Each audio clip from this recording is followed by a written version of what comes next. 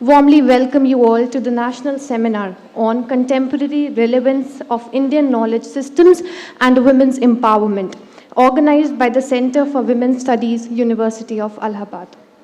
Today, we are privileged to have with us a distinguished speaker, Professor Shwetanshu Bhushan, Department of History, Lady Shri Ram College, University of Delhi. We extend a warm welcome to you, ma'am. Our Vice Chancellor, ma'am, is just arriving.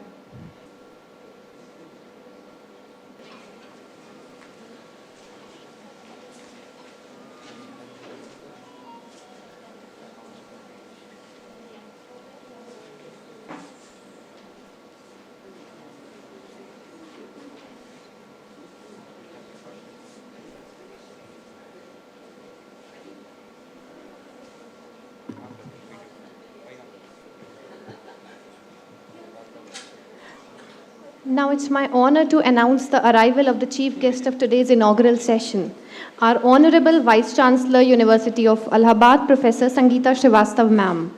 Ma'am, we are truly honored and delighted to have you with us. Your presence adds immense grace and meaning to this occasion, and we deeply value your constant encouragement towards academic growth, women's leadership, and knowledge advancement.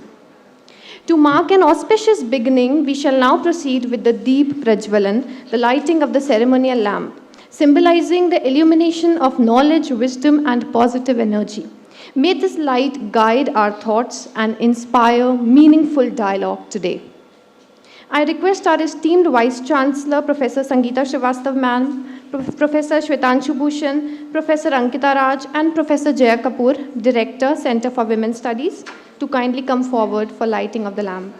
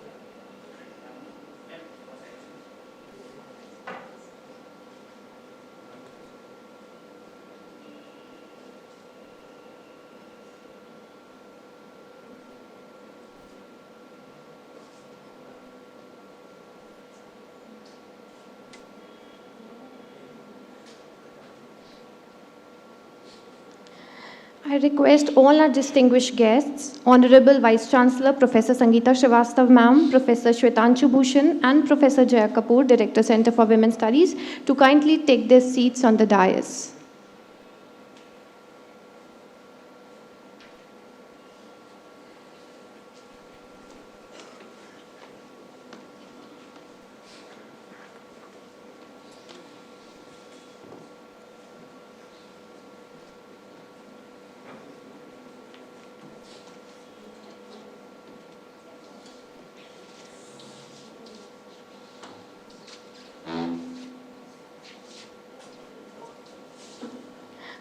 We shall now have the Kul Geet of the University of Allahabad, an anthem that reflects the legacy, values, and spirit of our institution.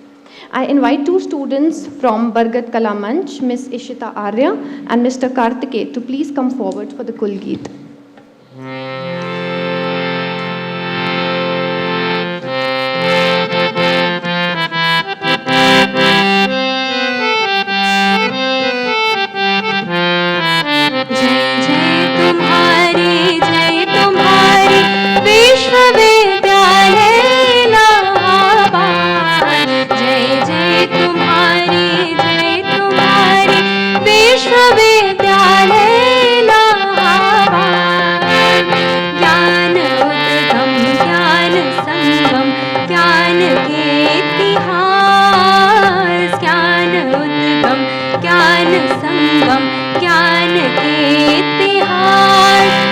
शत नमन है विश्वविद्यालय इलाहाबाद। सुंदरम सत्यम शिवम अवधारणा आधार। जय जय तुम्हारी विश्वविद्यालय इलाहाबाद। जय जय तुम्हारी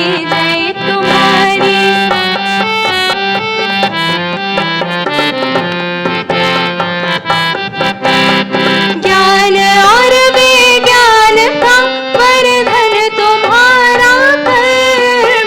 साहित्य और संगीत की सेवा तुम्हारा धर्म। सबके लिए सब दिन तुम्हारा भला शिक्षा पान। कर दिया तुमने सभी को योग्यता अनुसार। जय जय तुम्हारी विश्वविद्यालय इलाहाबाद। जय जय तुम्हारी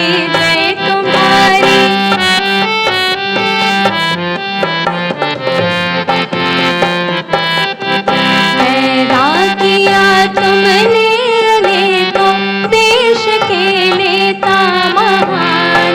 राष्ट्र के उत्थान में जिनका महत्तम योगदान।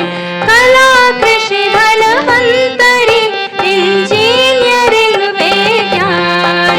साहित्य विधि तकनीक में जो अग्रणी इंसान। जय जय तुम्हारी विश्वविद्यालय इलाहाबाद। जय जय तुम्हारी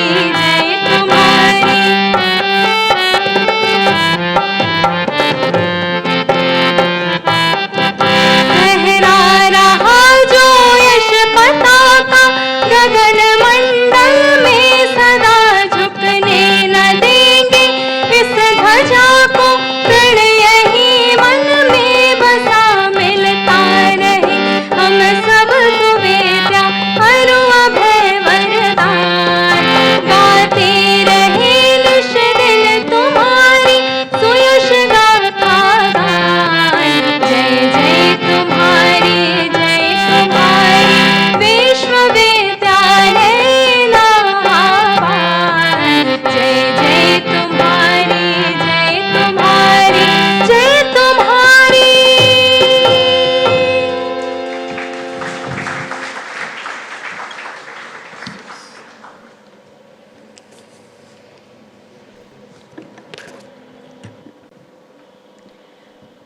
Now, as a gesture of respect and gratitude, I invite Dr. Gurpinder to welcome our chief guest, Honorable Vice Chancellor Professor Sangeeta Srivastav Ma'am, and present her a bouquet. I would request Aditi to kindly help, sir.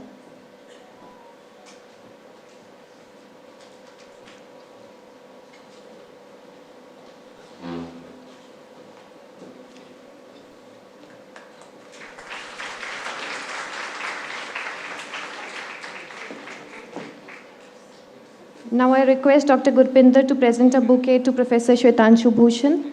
I request Pranjal to kindly help.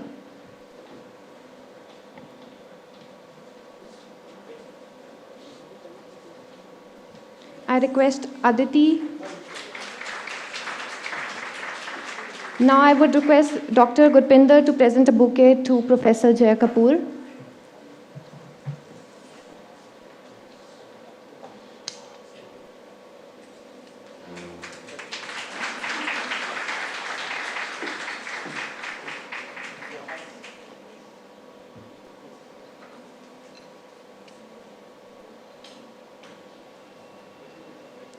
I now invite Professor Jaya Kapoor, Director, Center for Women's Studies, to formally welcome the gathering.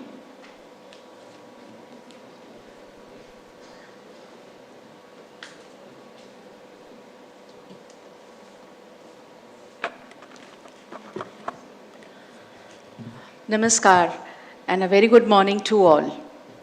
Honorable Vice Chancellor Professor Sangeeta Srivastav, our distinguished resource person Professor Swetanshu Bhushan, the deans and the heads of the various departments present, former directors of the Women's Studies Center Professor Sumita Parmar, Professor Smita Agrawal, Professor Namika Roy, Professor Anuradha Agrawal, teachers from the degree colleges, faculty members, research scholars, and dear students. It is with a profound sense of pride and immense pleasure that I stand before you today. We are gathered here not merely for an academic brainstorming, but for a celebration of our heritage and a vision to our future. I extend a warm and respectful and a heartfelt welcome to our distinguished chief guest and our Vice Chancellor, Professor Sangeeta Srivastav. You are a beacon of inspiration for us, ma'am. Your unflinching support for the center and for every activity the center undertakes is our biggest strength.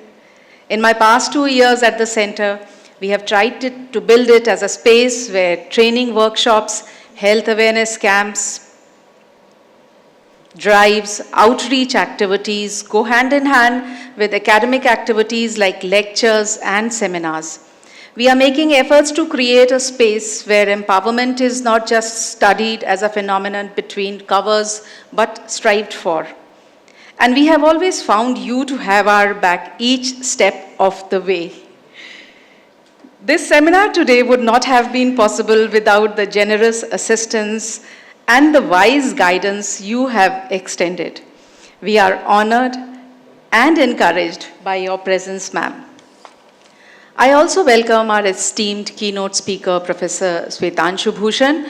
Your scholarship and insights have paved the way for new lines of thinking on Indian knowledge system and their contemporary relevance. We are eager to learn about your views on how these traditions continue to be relevant for us as the world breaches into new frontiers of AI-induced learning. To the faculty members in the organizing committee, and most importantly, the vibrant students and the scholars present here, welcome. You are the custodians of the knowledge we discuss today. You will bring to fruition the efforts we are striving to for creation of a society where the new world carries all that is valuable from our long, unbroken tradition of knowledge. Your curiosity is the fuel for this seminar. Friends, today we stand at a unique intersection. The topic chosen for this seminar, the contemporary relevance of Indian knowledge systems and women's empowerment, is both timely and timeless. For the last few centuries, the global narrative regarding women's empowerment has largely been viewed through a specific, often Western lens. While the lens has contributed significantly to the discourse on rights and equality, but it is not the only lens. Efforts have been made in recent decades to pull our gaze into a wider frame and to understand womanhood, its meaning, and its challenges from a more varied perspective. Today, we turn our gaze inward. We look to the soil beneath our feet. When we speak of Indian knowledge systems, we are not speaking of dead history. We are speaking of a living tradition. We are speaking of a civilization that did not just tolerate the feminine, but celebrated it with the cosmic force of the Shakti. The question we face today is, how do we bridge the gap? How do we take the wisdom of the Ved and the traditional Indian knowledge and apply them to the challenges of the 21st century woman? The Indian knowledge tradition, women are not seen as beings who need to be empowered. They are recognized as the very source of power. And here we remember scholars like Gargi, Maitreyi, Lilavati, who were scholars, debaters, mathematicians. We are gathered here in the city where the West was trying to come to terms with the awakening of the women's movement. Mahadevi Verma gave expression to the innermost turmoils of women, investigated into the reasons for women of her times becoming the weaker sex, and showed the path ahead with her works, including the immortal Shrinkla Ki Kadiyan.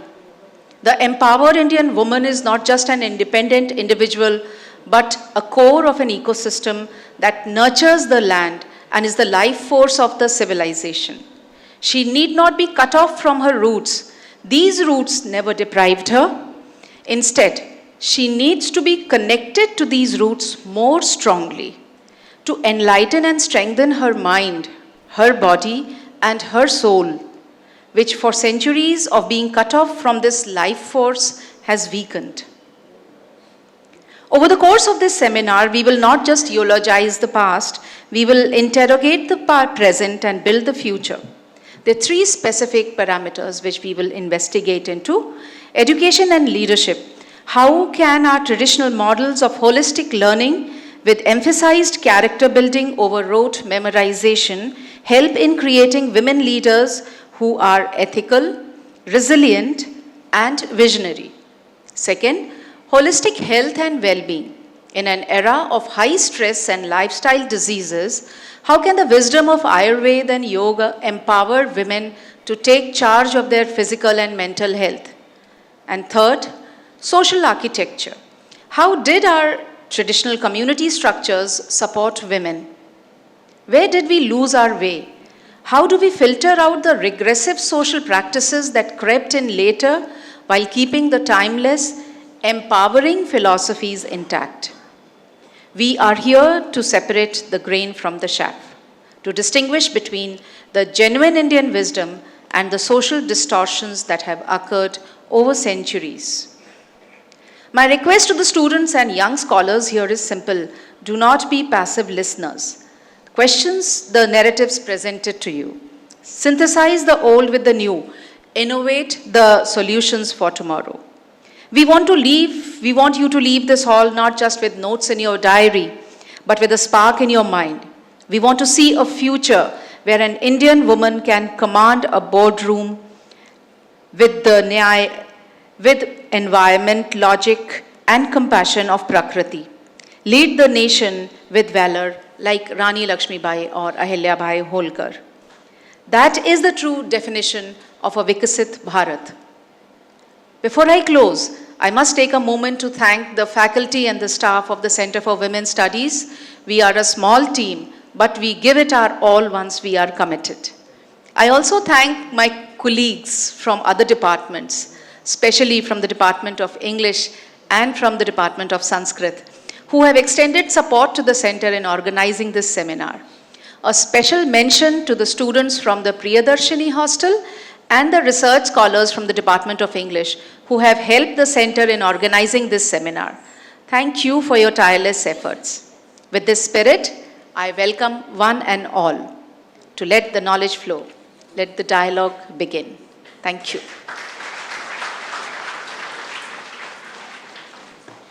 Thank you so much, ma'am, for your warm and thoughtful welcome. Your words beautifully set the tone of today's seminar and remind us the importance of collective commitment towards women's empowerment and knowledge building. I would now like to request Professor Jaya Kapoor to kindly felicitate our Honorable Vice Chancellor, Professor Sangeeta Srivastav, ma'am.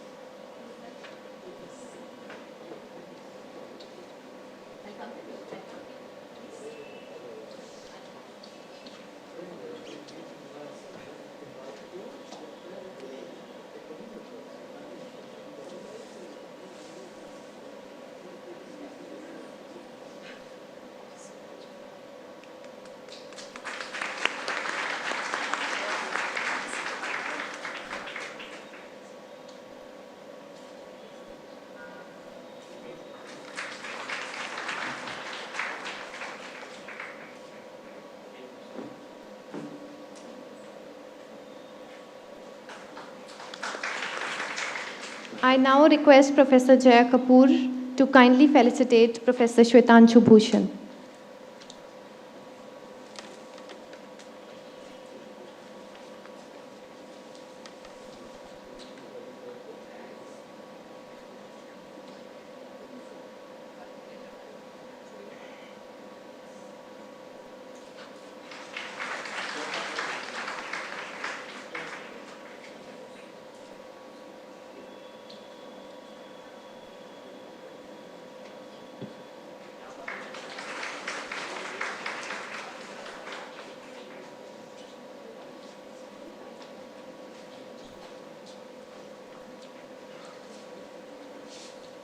Next, we have the keynote address of the inaugural session by Professor Shwetanshu Bhushan. Professor Shwetanshu Bhushan is a professor at Department of History, Lady Shri Ram College, University of Delhi, New Delhi, and teaching there for more than 2 decades. She completed her MA, MPhil, PhD from the Center of Historical Studies, School of Social Sciences, Jawaharlal Nehru University, New Delhi. She was fellow at Prime Minister's Museum and Library, Ministry of Culture, Teen Murti House, New Delhi, wherein she worked on gender, girl child, and women empowerment. She has held various administrative positions in Lady Shri Ram College during her career and has delivered lectures in various national and international conferences. She is trained in qualitative methods in social sciences, ethnography, narratives and social stories, folklore, and intangible cultural heritage and high impact leadership program, which Shiv Khera apart from the academic pursuits.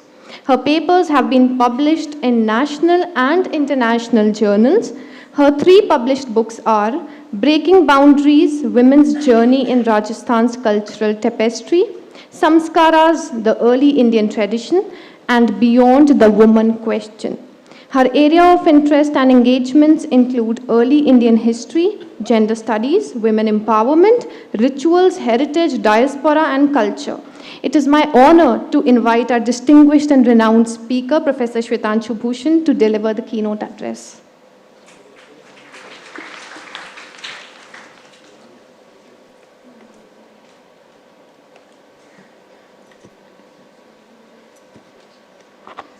Namaskar, everyone. A very good morning to all of you. Honorable and respected VC ma'am, Professor Sangeeta Srivastava ma'am, Dr. Jaya Kapoor, faculties of this universities, esteemed faculties, their retired faculties, august audience, and my dear friends and colleagues. I would like to thank and extend my appreciation and congratulate Center for Women's Studies, University of Allahabad, and the organizing committee for this initiative. And I'm really pleased to be standing here today because as a historian and gender scholar by profession, we speak at different forum on different aspects. But I'm happy to speak on this subject with you today, which is very close to my heart. The theme, contemporary relevance of Indian knowledge systems and women's empowerment. It deals with a common spiritual outlook on life for all, nonetheless where we come from. However, it needs awareness, efforts, and protect the best we can. Thanks for giving me this opportunity to share my ideas and how can we together go forward from here. It is also extremely special because I have come back to my alma mater, this university where I studied nearly 3 decades ago. So that is about 30 years back I was here. Let me congratulate VC ma'am for the extension which I just got to know. And ma'am, this is the passion and humanity you put into your work. It inspires people. That's why it makes you so special. Your contribution goes far beyond your task. It inspires people, wishing you many more milestones ahead in the future, ma'am. Thank you. My topic for today is Scripting the Future with Ancient Wisdom, Women's Empowerment in Socio-Cultural Contexts. This theme calls upon to examine the dialogue between past and future, between civilizational findings, experiences, and contemporary aspirations. In universities and research institutes, we often approach empowerment through global frameworks, mainly economic indices, legal reforms, policy metrics. While these are important, they do not fully encompass the social, cultural, and civilizational depth of Indian experiences. To understand gender injustice and to empower youth in India, we must also draw from Indian knowledge systems. In short, the abbreviation can be used as IKS, which I might use later on in my talk and speech today. This Indian knowledge systems and traditions from the Hindu Samskara traditions, from the lived practices that have shaped society for thousands of years.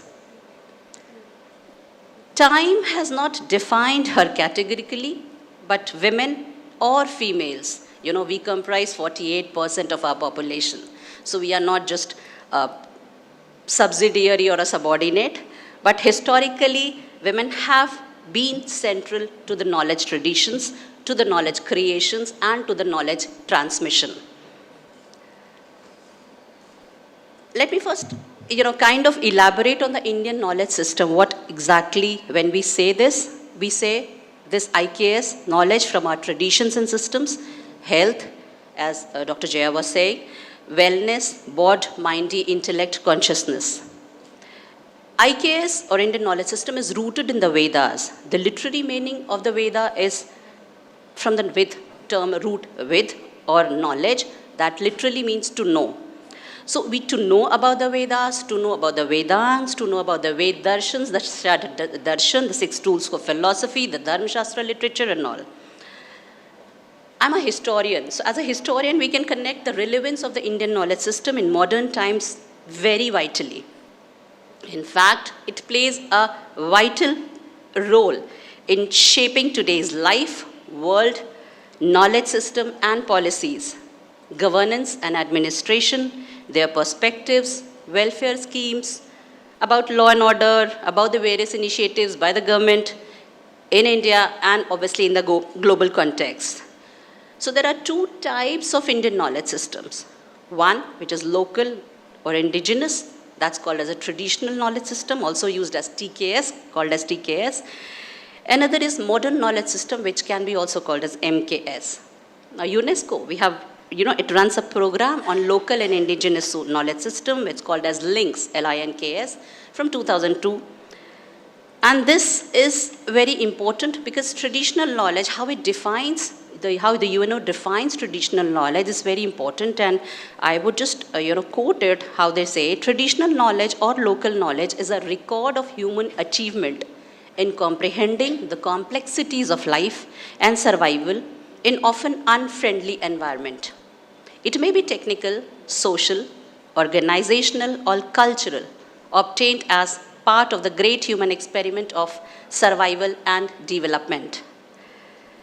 When we say about the modern knowledge system, it's like modern science, modern technology, and modern management, and that date back to the Newton time, which is around 17th century. But traditional knowledge system, it takes you more than 2 million years back. Indian knowledge system traveled to far away foreign lands through migration, travels, and global trade. So one can't say the traditional knowledge system is outdated and all modern science and technology is very well developed without any side effects or defects. Study of traditional knowledge system is and will reveal roots of modern science and other domains. In fact, modern without ancient roots will not be sustainable also. So they should not be treated as rivals or contrasting to each other. These knowledge systems are to be connected. They are, they make sense when they are actually complementing each other also, and they have to be harmonized also. So after comparison between IKS, Indian knowledge system, and MKS, that is modern knowledge system, let me very clearly state that Indian traditional knowledge system comprises techniques and practices that are created, maintained, preserved, and transferred from generation to generation. और ये इसको मैं अभी आपको उदाहरण के साथ बताऊंगी कि ये कितना इम्पोर्टेंट है जो मैं बोल रही हूँ. It is based on the Vedic literature, the Upanishads, the Vedas and the Upvedas. The key components of the traditional knowledge system can be from the civil engineering, जो हमने इंडस वैली civilization में पढ़ा है, किस तरह से town planning होती है, किस तरह से how we come to the bronze age, then to the metal age, how the metal technologies impact the rest of the system.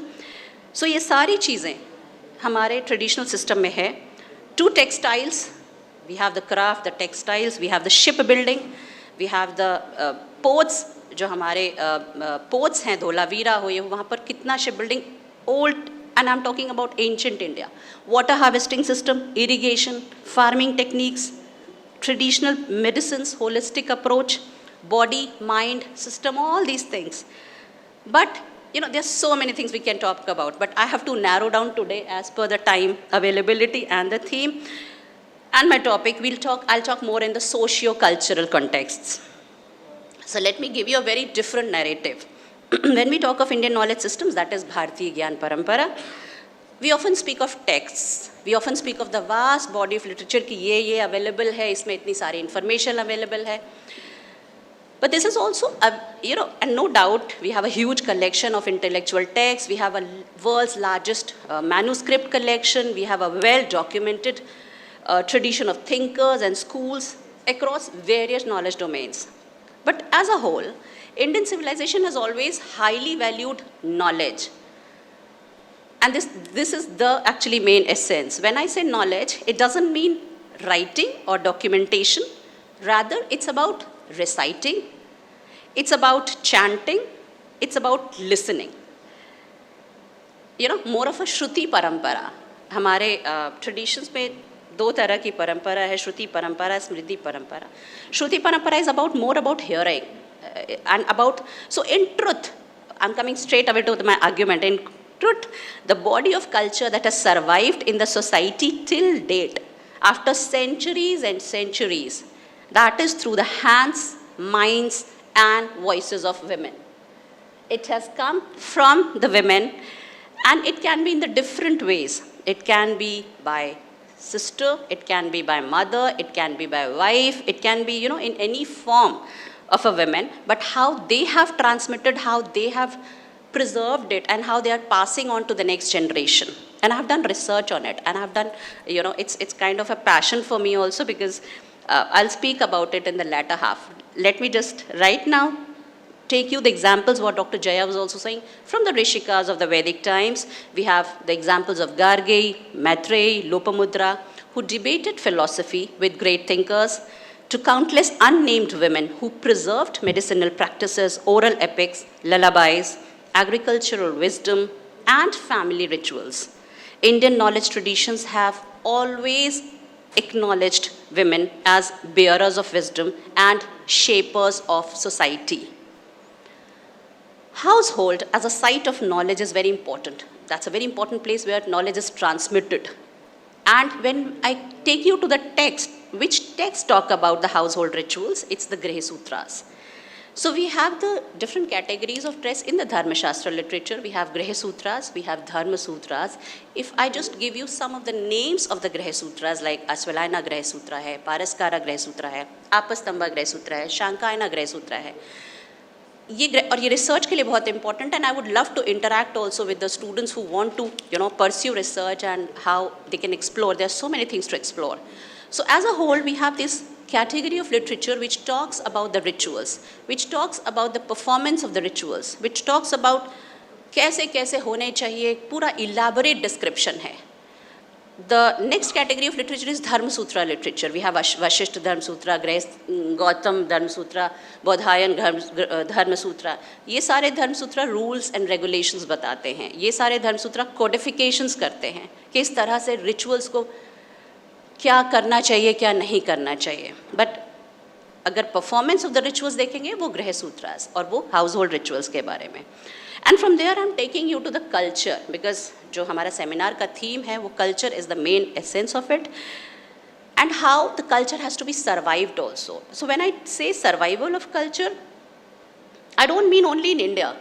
Rather, across the globe, I'm saying, after years, decades after decades, you see how these women, there I'm bringing women into it, and how it's very, very important to talk about them, how they are enriching the traditions without even getting the recognition. उन्हें नहीं पता वो क्या कर रही हैं.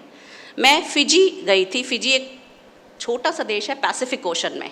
आप अगर ग्लोब में देखेंगे एक छोटा सा देश है, और वो ऑस्ट्रेलिया से भी 7 घंटे लगते हैं वहाँ पहुँचने में, तो 20 घंटे की जर्नी है दिल्ली से. और वहाँ आप जब पहुँचते हैं और आपको लगता है ये तो आप भारत में हैं. और आप, क्योंकि मैंने चाइल्डहुड स्पेंड किया है इलाहाबाद में, प्रयागराज में, सो मुझे 80s का वो प्रयागराज दिख रहा था, क्योंकि they have kept their tradition intact. They have kept their everything. You talk about the rituals, you talk about the culture, you talk about the clothes, you talk about the food, you talk about the music. Eastern UP में हमारे यहाँ जो songs होते हैं, you know, and then we have, this was International Girmitya conference which I attended, where I was called to present, speak on, and there were people from the Caribbean islands. और Caribbean एक दूसरा दिशा में है. जब आप south America के Guyana है, Suriname है, वहाँ से लोग आए थे, और उन्होंने जो बताया, जो मुझे शायद 80s में मैंने इलाहाबाद में सुना था, और वो चटनी सॉन्ग्स कितना उसको किस तरह से मॉडिफाई करते हैं. And you know this is very popular. आप यूट्यूब में जाके देखिए उनको किस तरीके से वो सेलिब्रेट करते हैं, किस तरीके से उन्होंने बचा के रखा है. And they are not the people who have visited even once India. In Fiji, they are not very, all of them are not very well off. They can't spend 7 to 8 lakhs and come to India. And even if they come to India, वो किसके पास आएंगे? क्योंकि उनके जो पूर्वज थे, वो 1920 से पहले, abolition of slavery के पहले गए थे, as a गिरमित, as a contract laborers. So वो लोग 4th या 5th generation है जो वहाँ रह रहे हैं. और बट उनको मिल के लगता ही नहीं है कि वो कभी भारत गए नहीं है, क्योंकि उनकी मदर्स ने, क्योंकि उनकी आई ने इस तरह से उनको ये सारी चीज़ें ट्रांसमिट की है, कि उन्हें अपने ट्रेडिशंस, अपने कल्चर, जो मुझे शायद बड़े शहरों में नहीं मिलते हैं, बट किस तरह से उन्होंने बचा के रखे हैं. So this all credit goes to women, and have researched on it. I spoke to lot of women, I interacted with lot of women. मैंने फिजी में काम किया, मॉरिशस का किया, कैरेबियन में किया, गयाना के विमेन से बात की जो काफ़ी न्यूयॉर्क में जाके बस चुकी हैं, but how they have kept this intact. New Zealand में काफ़ी बिंदी लगा के जो रहती है, उस पर इतना अच्छा हिंदी बोलती हैं. They are teaching Hindi there in to their schools. So this is something which is very, important, and we don't talk about it because for us we take, हमारे पास और भी बहुत सारी लगता है कि, but बहुत important है उनके बारे में बात करना, and women is very, important. So I'm bringing you here that how religious rituals, festivals and practices have been adapted to a new environments and celebrated by these diaspora communities around the world. These celebrations often involve music, dance and other cultural traditions that help to maintain a connection to ancestral homelands and create a sense of shared identity and community among people who may be physically distant from one another. As I told you, they are 4th, 5th generation. So they have not seen even their great-grandparents who actually came from India. So this is just have heard from their father or the grandfather, mostly grandmother, that India ऐसा है, भारत ऐसा है. And they feel so good कि आप भारत से आए हैं, and they call it Bharat. And the way they are emotional about Bharat, it's really incredible when you see their emotions. So in short, the merging of geographical distance with emotional connections to cultural traditions is a powerful force that can help to maintain a sense of cultural identity and community across generations, countries and continents. These traditions have been passed down generations through generations, often through oral transmission, and have been adapted to a new environments and contexts. So we have a huge corpus of literature, and then we have a oral tradition wherein women plays an important role with responsibility in the formation, preservation and sustenance of their cultural identity. As I told you, it applies to the field of music also, food also, how they still make halwa as their sweet dish. They don't know a lot of other desserts which we now know from the various big shops. So, in a rapidly globalizing world where we have conflicts, countries fighting among each other, other types of challenges, digitalization, artificial intelligence, now in this era where all these things are there, culture everywhere faces erosion. Yet, India stands out for one reason. Our traditions continue to thrive with life. They provide a sense of belonging, continuity, and moral direction, particularly for and by a women who navigate multiple social roles. Drawing from ancient wisdom is not about going backwards. This is very important. It's about giving the future a study center, planning, and community development in a more humane sense. For educators, this means reviving storytelling, music, and indigenous ecological knowledge. For families, this means reclaiming the value of samskar as emotional and cultural scaffolding to build the familial and kinship bonds. I am bringing you to the Hindu samskar, which is about sculpting character and social ethos. I have written a book on samskars, Hindu samskars, published by Motilal Banarsi Das. I have done the analysis in the social context. And it is a very unique contribution of India to the global civilization, concept of samskars. And let me tell you, it's not just a Hindu samskars. There are other samskars also, which is followed in other religions as well. And that is what? That is refinements of the rites that shapes one's ethical, emotional, and spiritual evolution. It's far from being merely the rituals. It's a part of it's a kind of a pedagogy of life. It's a kind of a curriculum for the character building. And all this within this system, women are given of samskaras, because the moment आप संस्कार के बारे में सोचते हैं, वो 16 संस्कार, सबसे पहला जो संस्कार है, it is when the child is in the womb of the mother, गर्भाधान संस्कार, that is performed by the would-be mother. So this womb is revered as the space where the earliest impressions are formed. Garbh samskar illustrates how the mother's mind, ethics, and well-being influence the unborn child. Then we have the household rituals, birth samskaras, and then you have the post-birth samskaras, where the child is born और उसका अन्नप्राशन होता है, पहला food खिलाया जाता है. To the upnayana, if I take you household rituals में, that traditionally relied on women to transmit values, stories, and emotional grounding. There's a chapter in my book separately Vivah. Now Vivah is a marriage samskara जो सबसे important है. And to me it is the most important for women, because we as a girl are transformed by certain rituals into a woman. All of a sudden we are transformed. So a girl is transformed by the certain rituals, and she's a woman, she's a wife, she has so many responsibilities, she has to take care of so many other things. So this is very, very more so important for the women, for the girl child, that Vivah Samskaras is very, very important. And obviously apart from that, you have how the roles of the kinship, how the role of the family, fasts often led by women, they are serving as a cultural links where ecological wisdom, familial harmony, and social ethics are shaped and reinforced. So samskara system is not only to be reduced to rituals, rather it is better understood as a curriculum of life used across millennia to cultivate ethics, values, discipline, and emotional intelligence, along with the family bonds, which is very important nowadays.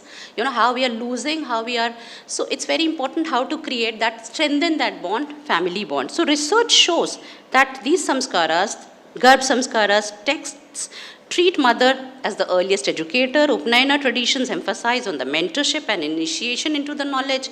Household rituals, which are mainly led by women, sustain ecological and moral learning.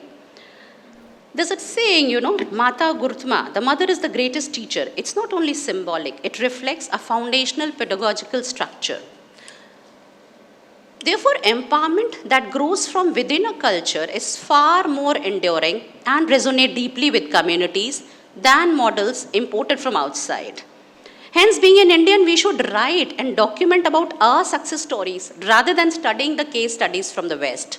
We should not, हमें अपने देश के, अपनी जो भी success stories हैं जो आप डॉक्यूमेंट करेंगे वो रहेगा, वो आपको बताएगा, क्योंकि आप इस देश के हैं, आप इस जगह के हैं, और आपको बहुत इंपॉर्टेंट है कि आप खुद रिसर्च करें, and that's why we need research scholars.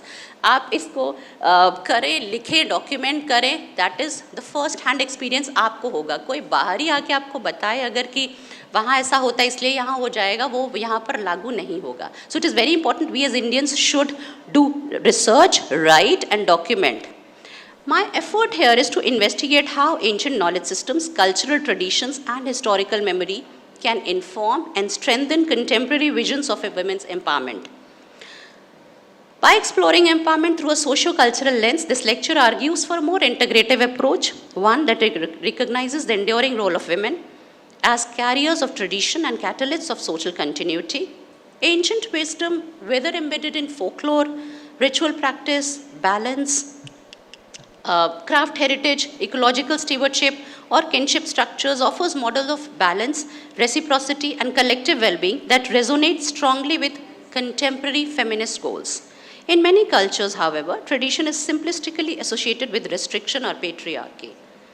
So instead of seeing tradition and modernity as opposing forces, one should propose a framework in which both interact dynamically to create grounded and culturally meaningful forms of women and girl-child empowerment.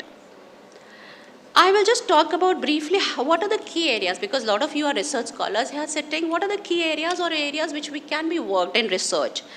And I would love to answer the queries on this. Let me just quickly tell you the scope of research. हम कहाँ पे काम कर सकते हैं अगर हम Indian knowledge traditions को लेकर चलते हैं, अगर हम विमेन एम्पावरमेंट को लेकर चलते हैं.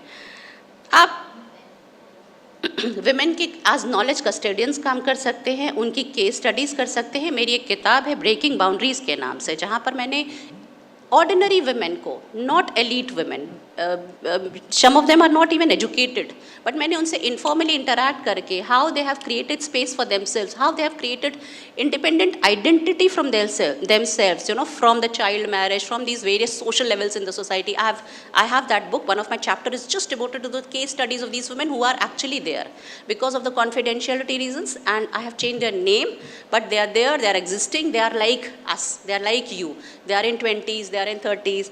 So there are a lot of scopes. One can study the cultural dimensions of empowerment, examining intergenerational knowledge transfer, ritual stewardship, craft traditions, and the symbolic power of storytelling. ये बहुत important है. So we have to understand empowerment beyond economic independence and legal rights, explore their identity, dignity, community belonging, and cultural autonomy. Second area is we can talk about the reinterpreting tradition, how the communities adapt ancient practices to address contemporary needs, how examples from the diverse global context. जब मैं child marriage के लिए उनसे research कर रही थी, मैं जब उन family से interact कर रही थी कि आपने कहाँ पर कहीं पढ़ा है आपने कि आपकी बच्ची की शादी आपको 14 साल 12 साल में कर देनी चाहिए, बोले नहीं, किसने कहा, किसी ने कहा है. मैंने कहा कहीं नहीं लिखा है, किसी भी टेक्स्ट में नहीं लिखा है, इंटर टेक्स्ट में कि marriageable age is always, you know, post puberty. It's never mentioned. I have done research on Grey Sutras and Dharma Sutras, my PhD is on it. It's never written as such.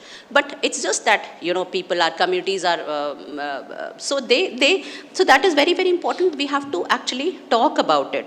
Then also through the heritage, future making through heritage, leveraging in ancestral wisdom in education, cultural policy and development strategies, women as architects of continuity and change, craft traditions empowering women economically, क्योंकि ये बहुत आप जब देखेंगे बहुत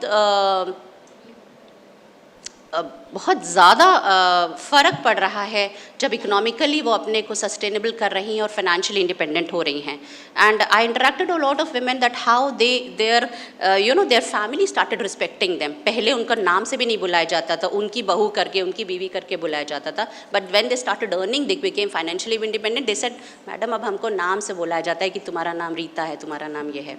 सो this is very very important when you actually interact and talk about it and write down. Design knowledge preserved by these village women I'm talking about, classical arts as heritage and livelihood. So for emerging researchers, these areas remain rich with unstudied or understudied potential, offering vast possibilities for fieldwork, documentation, and theoretical expansion.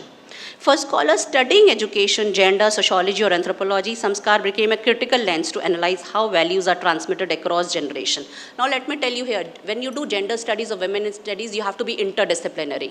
When I started working as a fellow, PMML on gender, I realized I can't be just confined as a historian, because as a historian, we are trained to read text, we are trained to decipher certain things, inscriptions and all these things.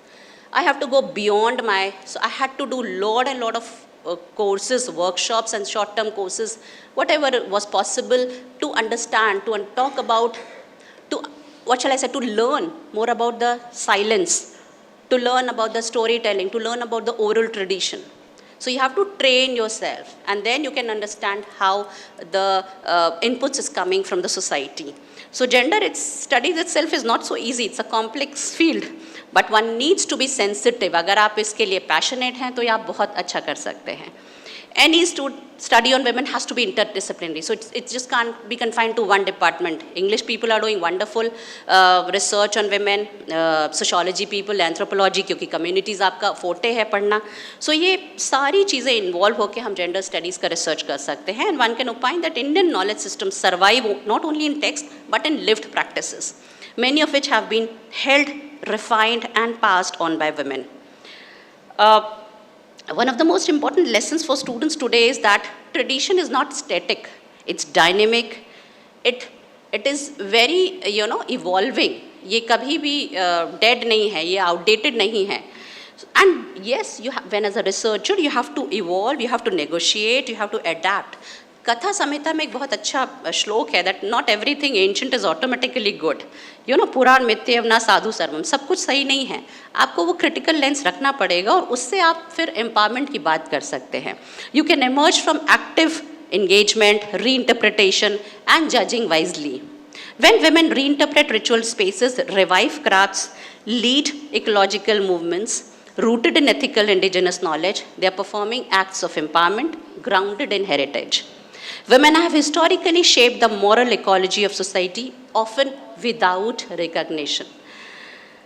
So I conclude here by saying that I hope participants will gain a deeper understanding of how socio-cultural frameworks influence gender dynamics and why empowering women requires attention to cultural identity and community histories. Tradition becomes empowering not when it is idealized, but when it is understood, critiqued, and reimagined for contemporary needs. And when women, torchbearers of this tradition and wisdom, takes their rightful place in shaping the future, India's civilizational brilliance can illuminate the world, which is happening in the last 10-12 years. आप देख रहे हैं किस तरह से वो कभी भी हम सोचते नहीं थे कि, and it is attracting global interest. We are living in the reels era. You are seeing how the women cricket team is winning our World Cup, how women kabaddi team is winning the World Cup, how blind women cricket team I saw, they won the World Cup. So it's not so easy. So that's very, very important because आपके पास information बहुत है, उसको सही तरीके से use करना है. India's ancient wisdom is not a passive treasure. It is an active invitation to think, question, and innovate. For women, it offers models of strength, resilience, scholarship, leadership, and sacred authority. For researchers, it opens pathways to interdisciplinary discovery. My effort with this talk is that it will equip audiences with new perspectives for bridging heritage and progress, enabling more holistic strategies for transformation at both local and global levels. Thank you. Thank you.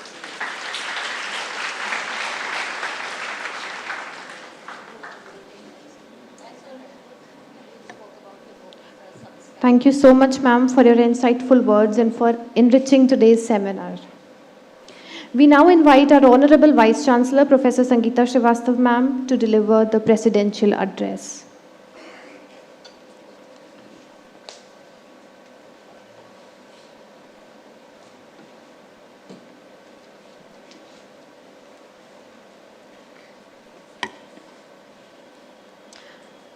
Good morning.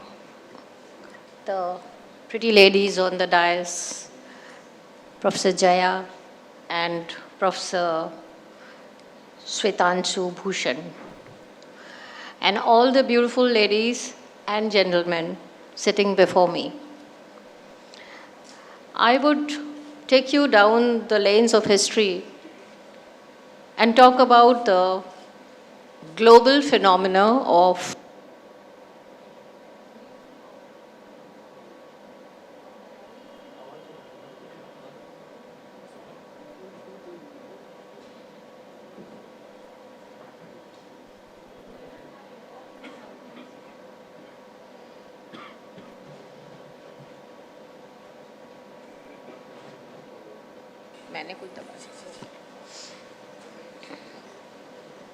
we all know and we are all watching that women have come a long way in the past 100 and 150 years. Achha. Okay.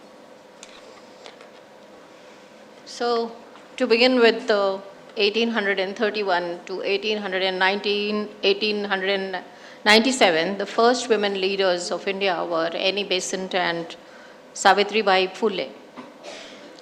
Savitribai Phule was called the mother of modern education. And Annie Besant and Sarojini Naidu together worked a lot on the movement of suffrage of women, where they fought for the voting rights of women, which was partial at that time. Swami Vivekananda, I quote, he said 150 years ago that women in India are no better than the downtrodden. They are illiterate and suffer from superstition, and education is the only tool that will liberate them. Education should create women who are courageous as Jhansi ki Rani. He was so right. Education will put women in a position to solve their own problems and in their own way. This is what Swami Vivekananda, a very forward-thinking man, said 150 years ago. But his saying this takes us to the place where women were illiterate. 150 years ago. Just think about that. And today we have made such a long journey. We have evolved. He died in 1902. Strangely enough, in 1935, the Government of India Act gave limited voting rights to women, women who had some wealth and women who were educated. Not all women could vote. So if they could not vote, they were to suffer a lot at the hands of patriarchy.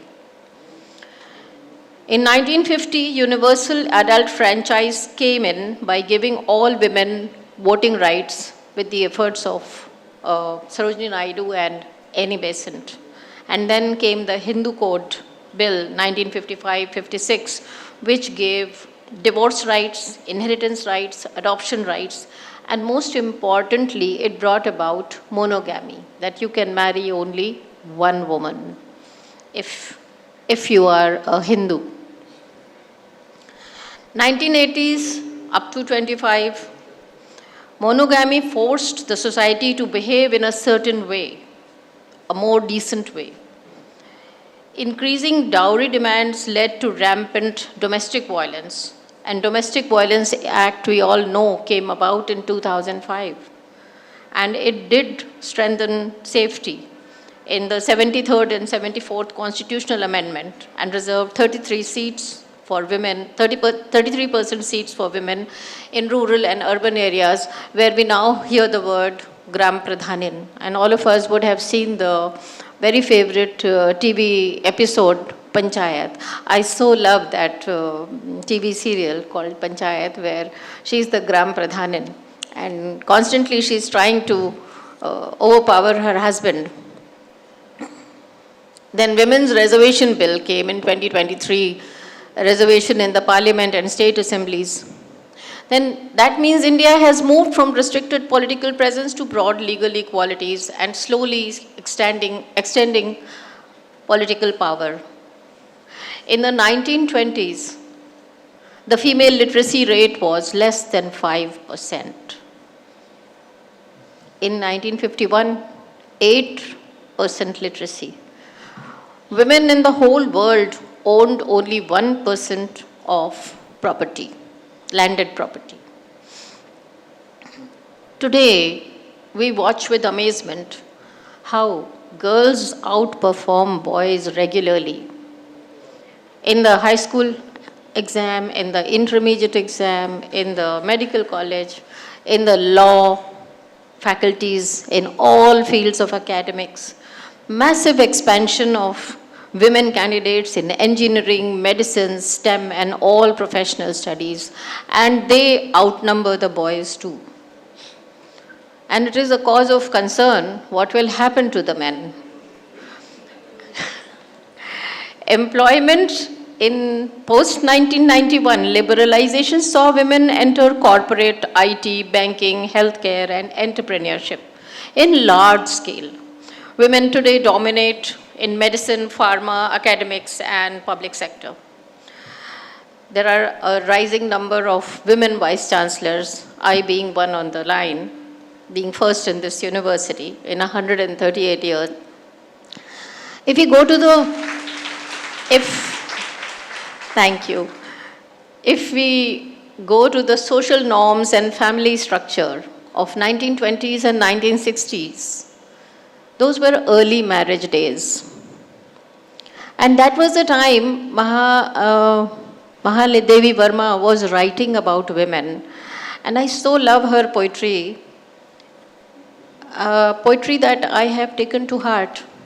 In 1935, and she wrote, हम पंछी उन मुक्त गगन के पिंजरबद्ध न गा पाएंगे, कनक तीलियों से टकराकर पुलकित पंख टूट जाएंगे, हम बहता जल पीने वाले मर जाएंगे भूखे प्यासे, कहीं भली है कटुक निबोरी कनक कटोरी की मैदा से, स्वर्ण श्रृंखला के बंधन में अपनी गति उड़ान सब भूले, बस सपनों में देख रहे हैं तरु की फुनगी पर के झूले।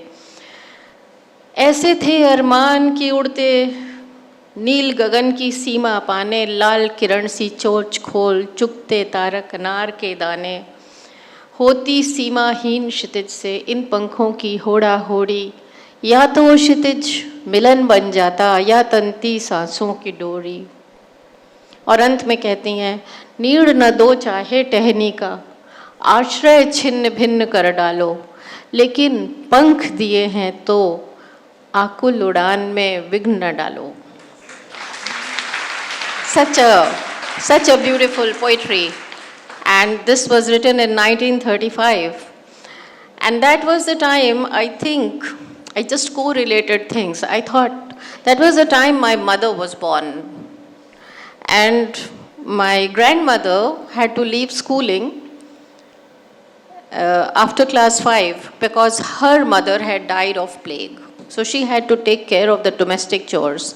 But my nanny was very fond of reading, so she used to read and write, and she promised herself that she will educate all her 5 daughters. Of course, my mother did her PhD from this very university way back in 1968 and went on to become a professor.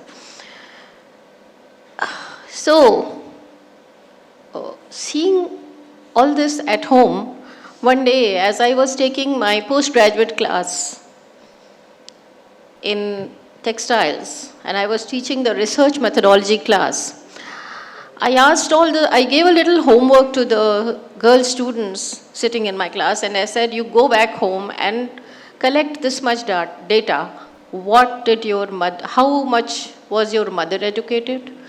And how much was your grandmother educated? And at what age they got married? And they all came back with the data. The data astounded us. All of us were equally surprised to see that 85% of these girls were first generation of women sitting in the postgraduate class. Their grandmothers had not gone to school, 84%. Their mothers, 95 of them just completed BA and married, and their wings were clipped. Very shocking results, I would say. When I came to this university as the first woman vice chancellor, I fell upon a book written by Professor W. Wright. He was a professor of English, head of the English, I think, and he had written it in 1871. I flipped the pages of that book, and each page was yellow and it would tear the moment I would turn it. But again, to my dismay, the first list of the students of Allahabad University was written there. And there was not a single woman there. If there was not a single woman 138 years ago in this university, then the question arises, where were they? What were they doing? So, of course, if there is an empowered mother, she empowers her daughter. So my mother empowered me, and she said that financial empowerment will open many doors for you.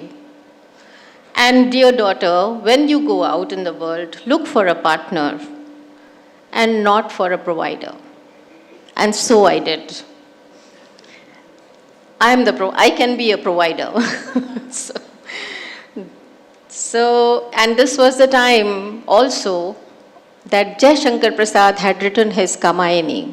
If you all have read it or heard about it, it's a beautiful book written in a very beautiful language. And he was also talking about women.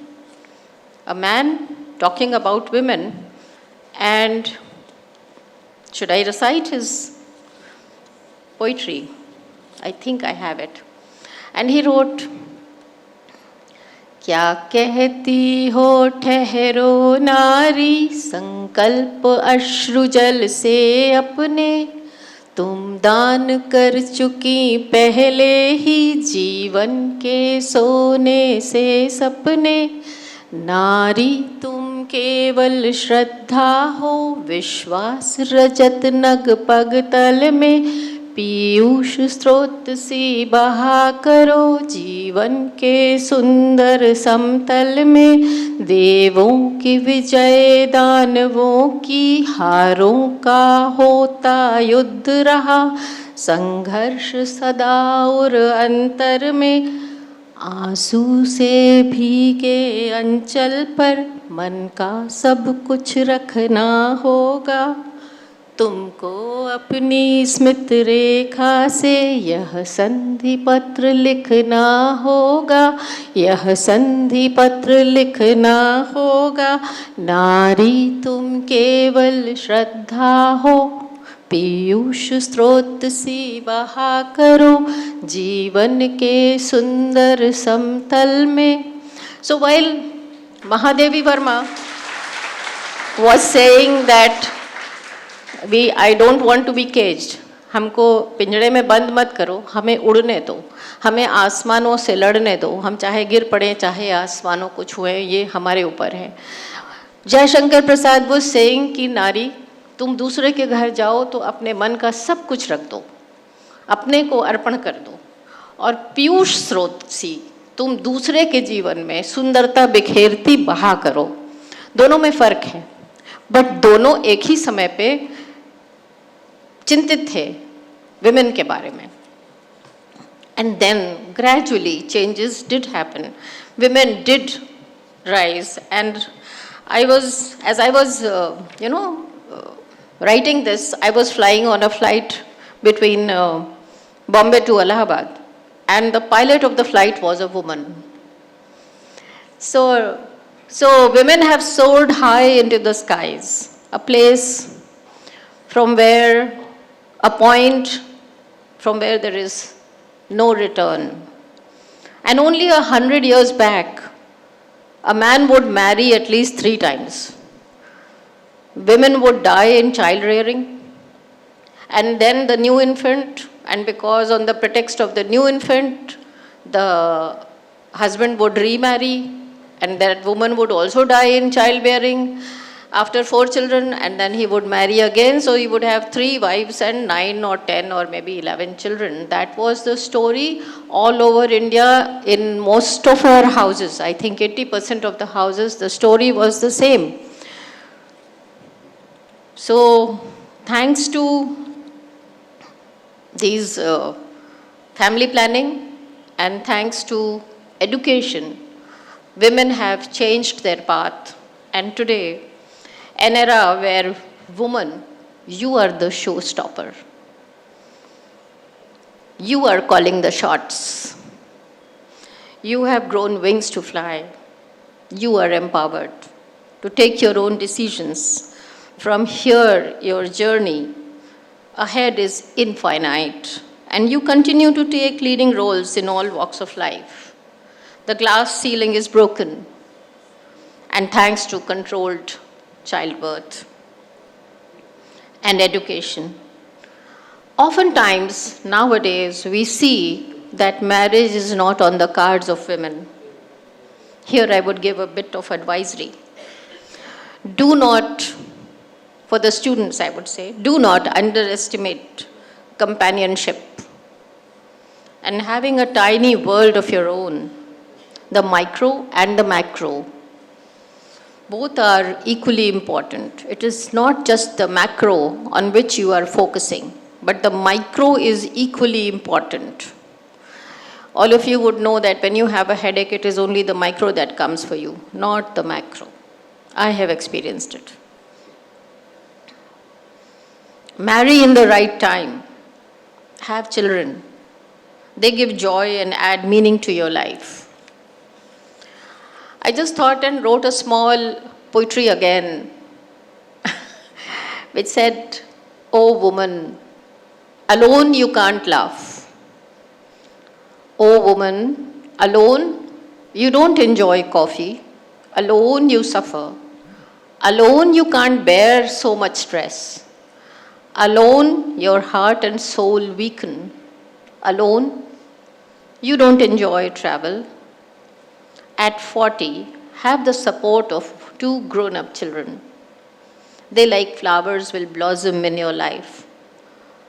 For your own self, create a new family, for this family, which you delve upon, shall sooner or later leave you alone. Do not walk alone on this long journey called life." Even our films have shifted. They have made a paradigm shift. You must have seen movies like Kahani, Dor, Gangubai, Queen. These are mostly women-centric movies. So women have made a paradigm shift. The shackles of patriarchy are breaking and women are constantly getting aware of their own personality and their own qualities. So many women in sports have made their name, like P.T. Usha, Mary Kom, P.V. Sindhu, Mirabai, Chanu. Then there is the digital empowerment, which further empowers all of us, mostly women, to work from home. So why not? Smartphone penetrations allow women to access digital play, telemedicine, online education, and so on and so forth. There are various government policies which we all know about. There is Beti Bachao, Beti Padhao, Ujjwala, Jan Dhan Yojana, and the likes. But still, marriage has become difficult. And I think today or yesterday on YouTube, I saw a girl was bringing a barat to the boy's house. So that happened in Prayagraj itself. So it is dangerous for men. Beware. Thank you very much.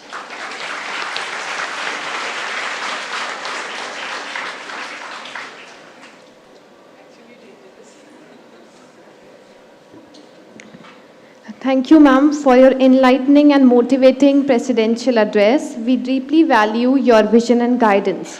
Your unwavering commitment to women's empowerment, both through your leadership and vision for an inclusive academic environment, continues to inspire us all. Now I request Dr. Gurpinder to kindly propose the vote of thanks.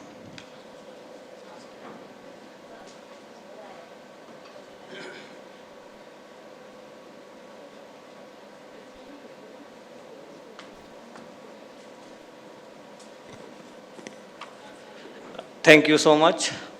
Honorable Vice Chancellor Ma'am, Professor Sangeeta Srivastav ji, distinguished keynote speaker Ma'am, Professor Shwetanshu Bhushan, respected dignitaries, the deans, heads, and the former director CWDS, faculty members, guests in charge of various women's health constituent college of University of Allahabad, and the participants. It is my privilege to extend the vote of thanks on the behalf of the Center for Women Studies, University of Allahabad. This morning truly become meaningful because of the enlightened presence and guidance of each one of you. At the very outset, I extend our deepest gratitude to our Honorable Vice Chancellor Madam, who also serve as a chairperson of the Center for Women Studies. Ma'am, your continued support keen interest, and thoughtful guidance in all activity of the center have always inspired us to take up impactful academic initiatives. Your encouragement is the strength behind the organizing program of such significance. Thank you so much, ma'am. Our sincere thanks to Professor Shwetanshu Bhushan, ma'am, for delivering an insightful and enriching keynote address that beautifully set the tone of this seminar. Thank you so much, ma'am. Thank you to one of the creator or shaper of this event, Professor Jaya Kapoor, for her committed and enthusiastic leadership in the organizing this program. Thank you so much, ma'am. We also express our sincere appreciation to all the dignitaries who graced the occasion with their esteemed presence. My heartfelt acknowledgement goes to our faculty member, again invited guests, directors in charge of the women's cells, constituent colleges, research scholars, and the paper presenters for their valuable presence and contribution. I extend a special word of thanks to the organizing committee, technical team, administrative staff, student volunteer for their dedication, teamwork, which ensured the smooth conduct of this inaugural session. Finally, I thank all the participants and their enthusiastic engagement.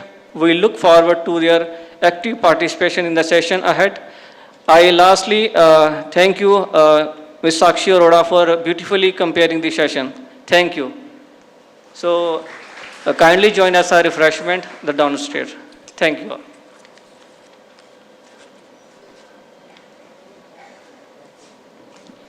The inaugural session now concludes.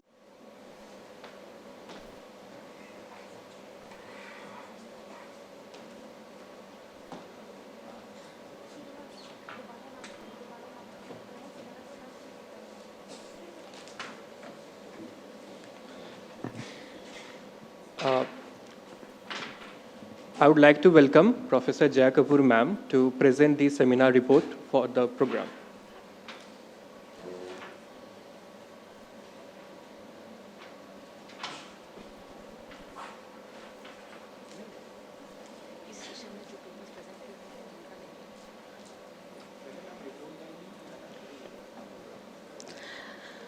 Very good afternoon.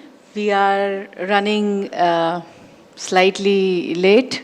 So quickly I'll try to sum up the proceedings of the seminar in this report.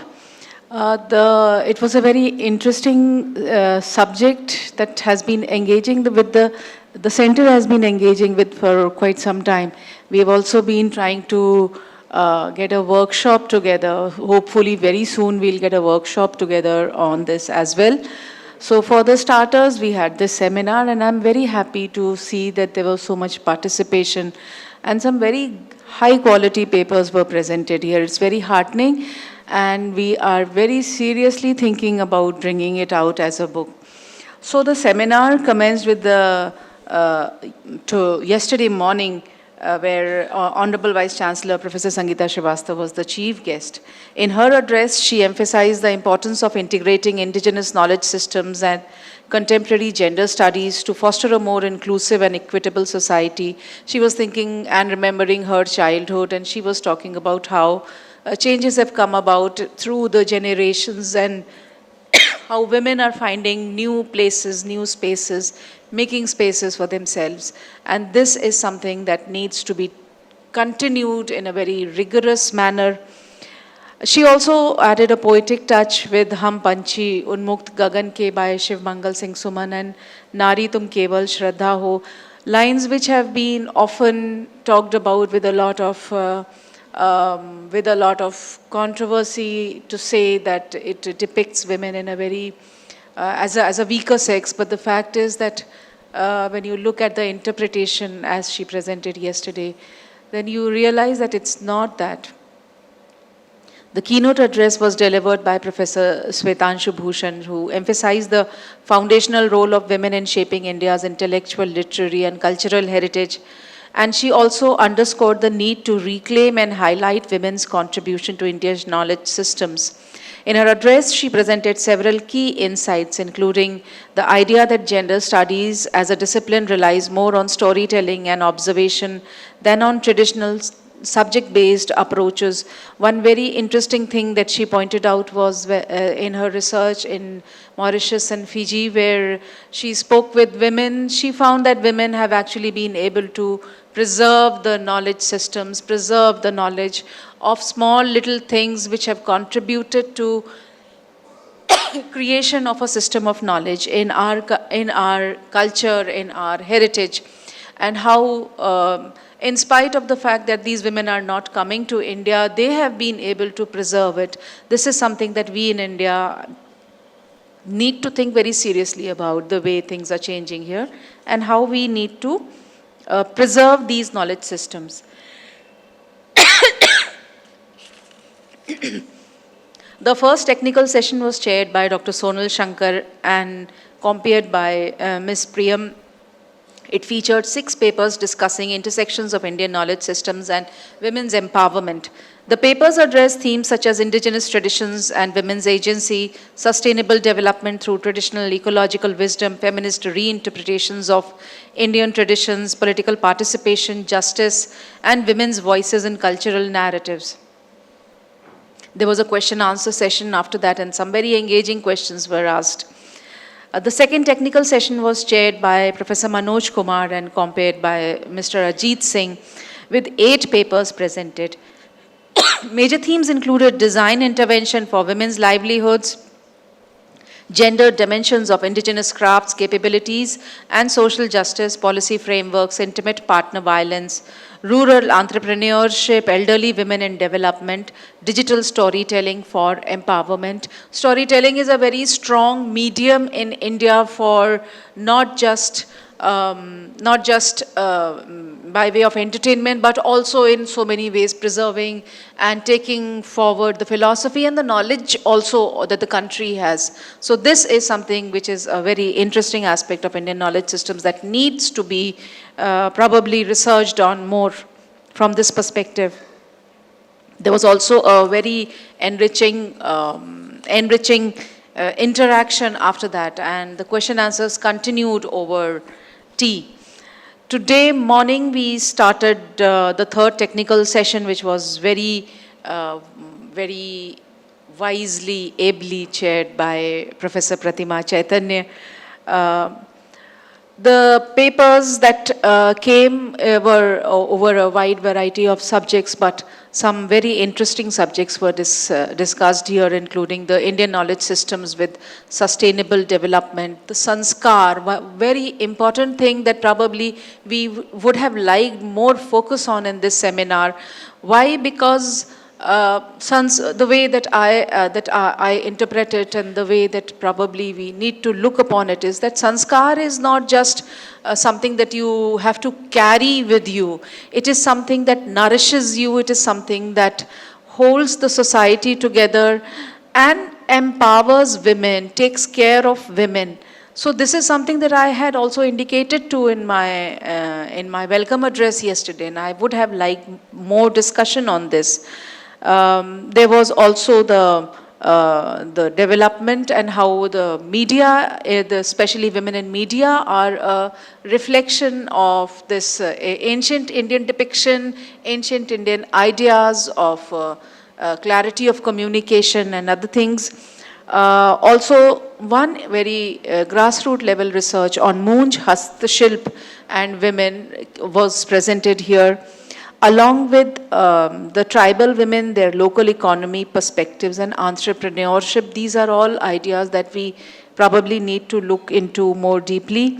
The Indian knowledge systems, indigenous feminism and interlinkages and dynamics. I have kept one paper back for the last, and that is how practical application in subjects can help. And Dr. Noori very beautifully presented it, how we are not just to read it and write papers on what kinds of heroines were presented, but to actually see how that tradition continues. The idea is not to look at just the tradition. The idea is to look at how that tradition continues and remains vital. We have to understand that. हमको इस बात का बहुत ध्यान रखना है कि हम खाली उस इंडियन नॉलेज सिस्टम की और उस ट्रेडिशन की बात नहीं करें, बल्कि खोजें कि आज भी वो इसीलिए रेलेवेंट है क्योंकि वो हमारे बीच पाई जा रही है, वो आज भी हमसे जुड़ी हुई है। तो मूवीज़ जो बनी है उसमें जब हम नारी का चित्रण कर रहे हैं या किसी भी कैरेक्टर का चित्रण कर रहे हैं तो वो उसका आपको एक डिपिक्शन, एक इंडिकेशन नाट्यशास्त्र में मिल रहा है। तो उस लेखक की, उस ऋषि की आप ज्ञान की और ऑब्जर्वेशन की कैपेसिटी देखिए कि उसने चीज़ों को कितनी गहराई से समझा है। तो वो चीज़ शायद हमको देखने की ज़रूरत है और गहराई से समझने की और रिसर्च करने की ज़रूरत है। But I am very happy that this has happened. It has, I feel very proud personally as the director of the center to see such participation by the young research scholars, by the faculty members. The faculty members have given it a lot of depth. The research scholars from so many different disciplines have presented papers here. Research scholars, just remember one thing, जो आपको शायद faculty के papers से समझ में खुद ही आ गया होगा, पर मैं उसे इंडिकेट करना चाहूँगी कि आपके पेपर्स में फोकस होना बहुत ज़रूरी है, सब्जेक्ट से रिलेटेड फोकस होना, दैट इन्वॉल्व्स थॉट प्रोसेसेस। रखा हुआ पेपर पढ़ना नहीं चाहिए, उसको थोड़ा सा बदलो और फिर उसको प्रेजेंट करो। जब प्रेजेंट करो तो अपनी आवाज़ को साफ रखो, ऊंचा रखो, ताकि वो सबको सुनाई दे। धीरे बोलो, स्पष्ट बोलो। ये चीज़ें बहुत ज़रूरी हैं हमको अगर हम इफ़ेक्टिव प्रेजेंटर्स बनना चाहते हैं। So with this advice and with very heartfelt thank you to all of you for making this seminar such a vibrant intellectual discussion and forum. I now hand over the proceedings to Srinivas to take it forward from here for the valedictory.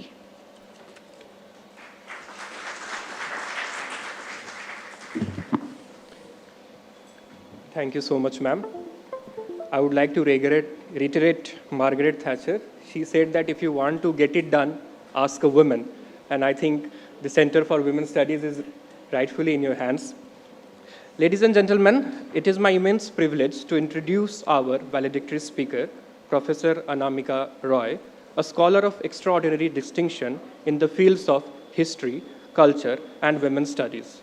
To honor her, I would like to call upon stage Aditi.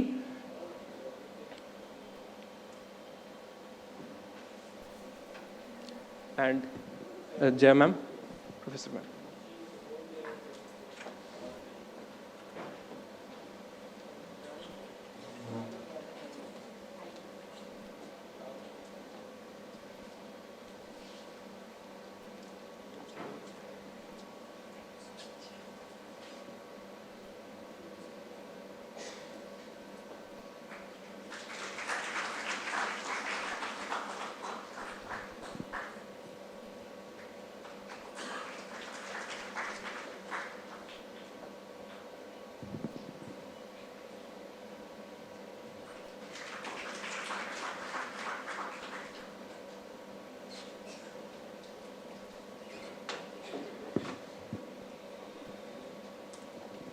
Now I'd like to call Dr. Gurpinder Kumar sir on stage to felicitate Professor Jaya Kapoor ma'am, Director, Center for Women's Studies as well. And I'd like to call Pranjal for assistance.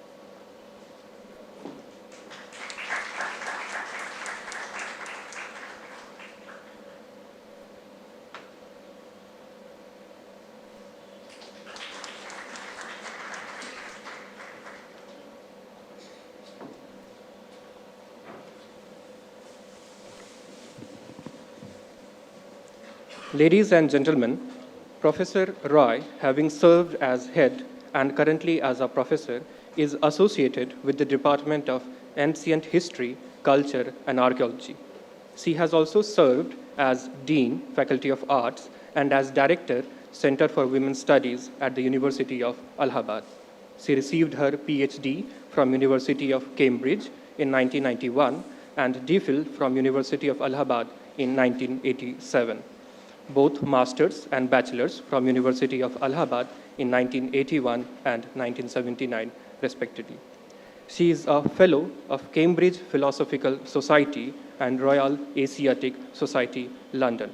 Her research areas of interests are art, history, paleography, and comparative religion.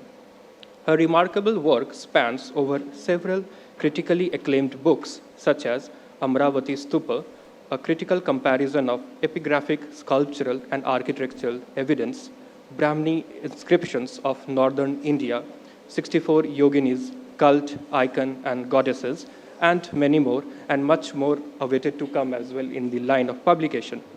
With over 100 research papers in esteemed journals and 30 years of experience, Professor Roy has profoundly shaped our understanding of women, culture, and Indian knowledge systems.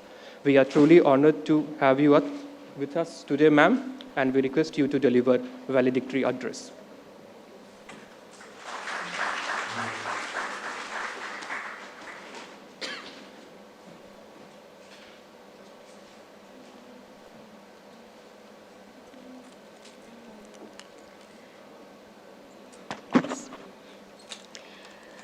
Namaskar. First of all, I would like to thank our very dynamic director of Center for Women's Studies, Professor Jaya Kapoor, for inviting me. The faculty members from the different departments of university and colleges, the research scholars and the PG students. Since last morning, you have been hearing about Indian knowledge system, its relevance and empowerment of women. Indian knowledge system, if we'll take it technically, like Professor Jaya has pointed out yesterday, it deals with health, architecture, astronomy, and different fields. Then what is Indian knowledge system? Is it a bridge between dead past and living tradition? Is it a dialogue between past and future, a bridge between past and future? There are two types of Indian knowledge system, modern Indian knowledge system and traditional Indian knowledge system.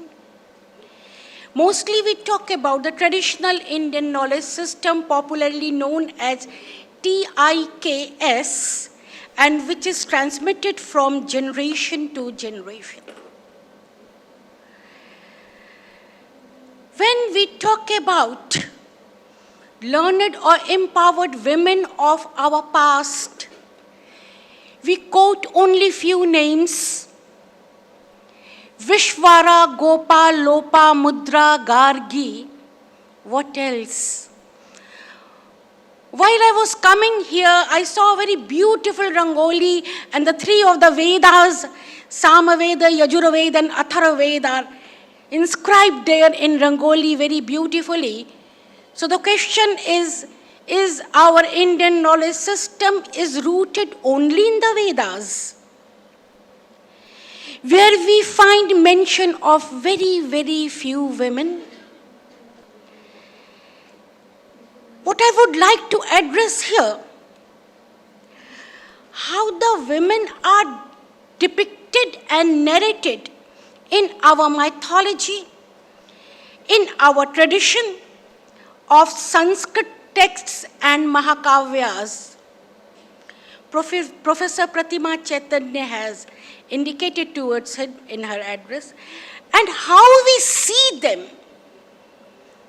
in these texts and how we interpret them. In fact, there are a lot of notions and misconceptions regarding the women reflected in these dramas, poems, and epics. The question has been often raised whether the early texts were gender biased. Professor Pratima has talked about it in brief. Attempts had also been made to narrate that these texts, whether these texts addressed women's question or not. In the bygone eras of 70s, 80s, and 90s, this woman's question has often been raised, and our keynote address resource person, Professor Shwetanshu, has also written about women's question. Woman's question only becomes significant in the colonial context and not in other contexts. And it was a white man's burden which talked about only a barbarian and uncivilized past of India. When we try to see women through the lens of Indian knowledge system, we try to find out women's identity and how women acquired space. The Sanskrit texts are largely the Sanskrit texts usually they address urban milieu only. Some scholars who had worked upon Sanskrit texts like Jaya Tyagi, Shalini Shah or Rangachari, they all were very painfully aware of it. The next question is that the very process of textualization of the Sanskrit text was done by male writers and poets. The Sanskrit texts were written by male writers, not only male writers, but elite males. राजाओं के संरक्षण वाले. So, how could they share, how could they express a female's emotion? They presented female characters as they wanted to. These are the allegations often raised against the female characters which we find in our ancient texts. For my address, the texts which I will discuss or texts which I will take are Valmiki's Ramayana, Vikramorvashiyam and Shakuntalam by Kalidas, Banbhatt's Harshacharit and Mrichkatikam by Bhas. Why the literature is so important for Indian knowledge system? Sheldon Pollock takes literature as an act in the field of power. Power being especially found with the state. The other allegation against these texts is that in these texts, most of the males, especially elite class of the male characters, speak Sanskrit. And the female characters, they speak Prakrit. I think the difference between Sanskrit and Prakrit is clear here. Sanskrit is like we speak Hindi and Prakrit, the dialect of Hindi. Daud Ali places literature within the wider concept of material life, interpersonal ethical practice of the country in the early medieval India. In the Sanskrit Kavyas, there are Nayak, Naika, Nayak's friend, a jester, and Naikas or heroines' friends. The question is whether these texts refer to common women also, or the masses also. Whether we find anything about common women in these texts. And on the basis of Sanskrit literature, we can find that there are three types of women depicted in these texts: religious, mythical, and historical. Religious, Sita and Radha. Mythical, Vasant Sena in Mrichakatikam. Historical, Vasavdatta, Yashovati in Harshacharit, Vasavdatta in Swapna Vasavdattam, who was queen of Kaushambi, and Malvika, who was queen of one of the historical figure, Agnimitra.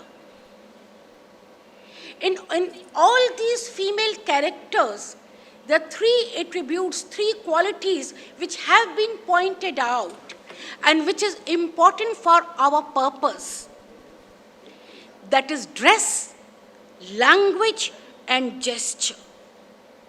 Dress, how the female characters or heroine is dressed up. In the Shakuntalam,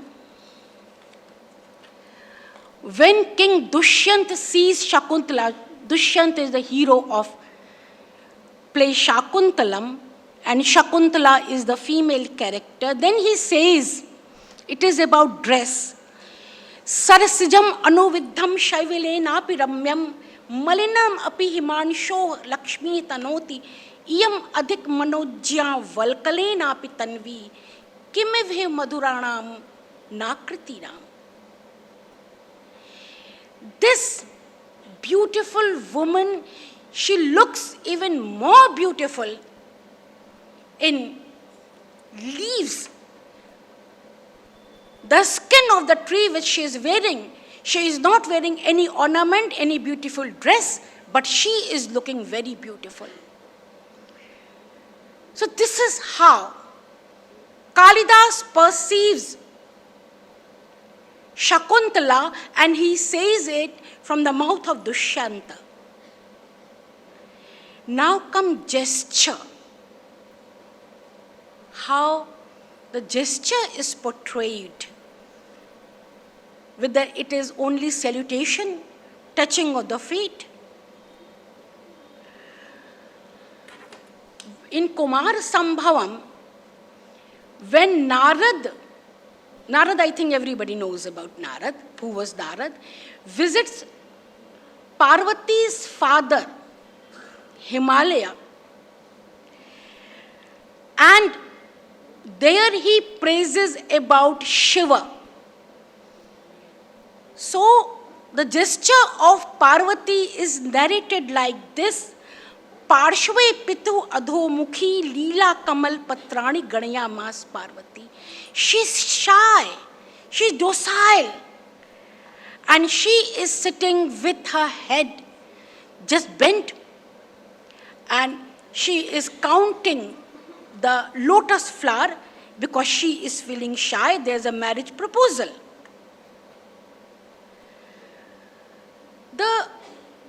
And when the same Parvati, she sees Shiv when before her, how she reacts.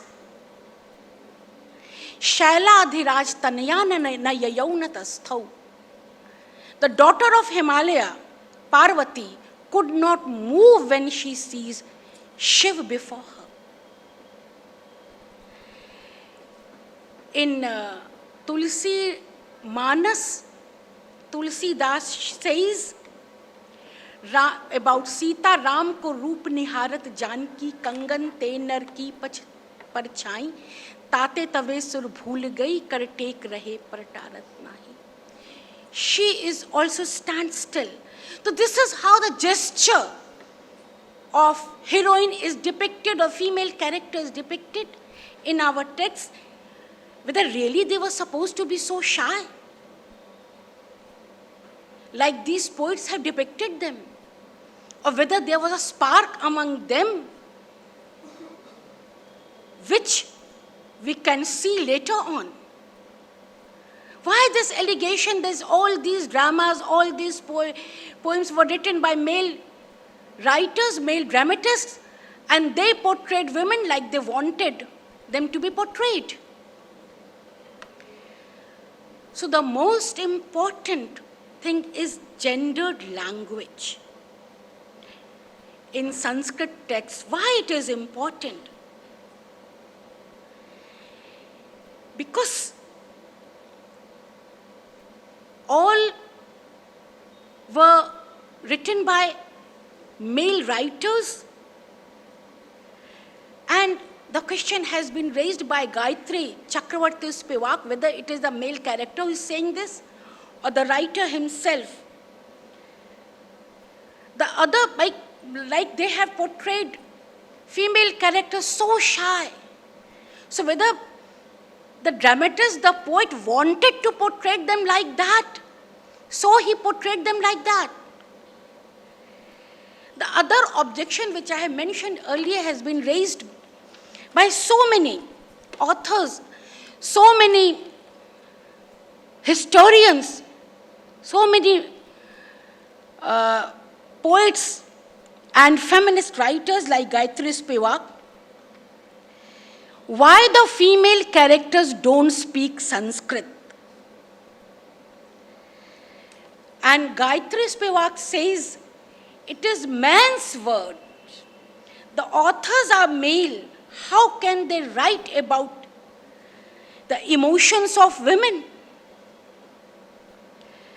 This discrepancy, why the female characters don't speak Sanskrit, has been explained by Raj Shekhar in his Kavya Mimamsa.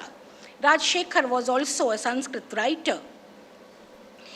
It says this is the norm and rule of Sanskrit texts, that wife of women of the family, they should have the knowledge of Prakrit and Sanskrit, and the writer should make them speak in Prakrit so that we will know that writer knows Sanskrit as well as Prakrit.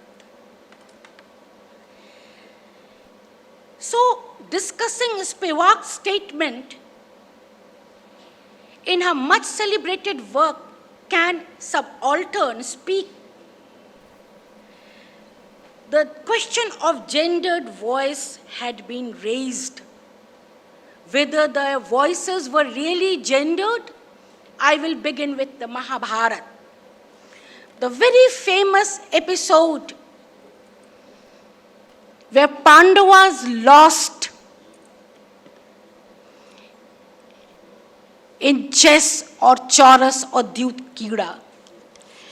And when the servant goes to Draupadi, she says,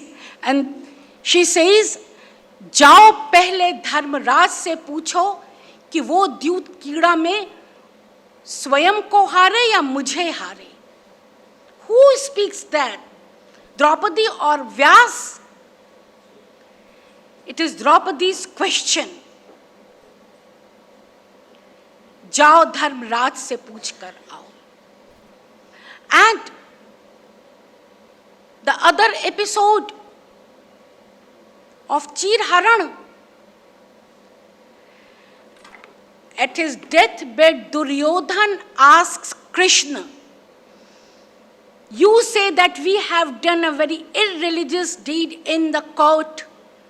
हमने धर्म की हानि की उस दरबार में, लेकिन हमसे बड़ा अधर्मी और कौन कौन था वहां पर? भीष्म पितामह जो चुप रहे, द्रोण जो चुप रहे, और धर्मराज युधिष्ठिर जो चीरहरण के समय चुप रहे, और केशव आप भी. आपने केवल साड़ी बढ़ाई, आप भी तो चुप ही रहे. तो बड़ा अधर्मी कौन है? So these are the questions which have been raised by Duryodhan, by Draupadi, and how can we say that in our text there are gendered voices only, like Gayatri Spivak says? These are not gendered voices. Then again, Sita. In Ramayana, everybody knows this episode of 14 years Vanvas of Ram, and Sita goes there as companion of Ram. Ram never wanted Sita to accompany him. Ram tells Sita in Valmiki Ramayana, what will people say that I have taken a princess of palace, leaving all the luxuries behind the palace, and she is following and facing the hardships of a forest? What Sita says, it is important. मर्यादा पुरुषोत्तम आप हैं. आप सोचिए लोग क्या कहेंगे.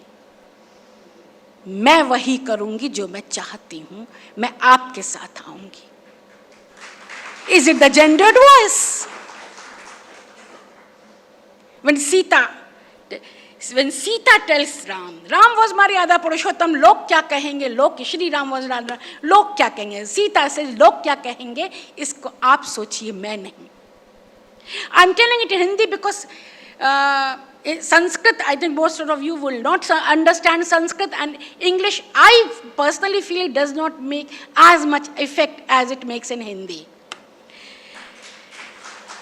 Similarly, Radha.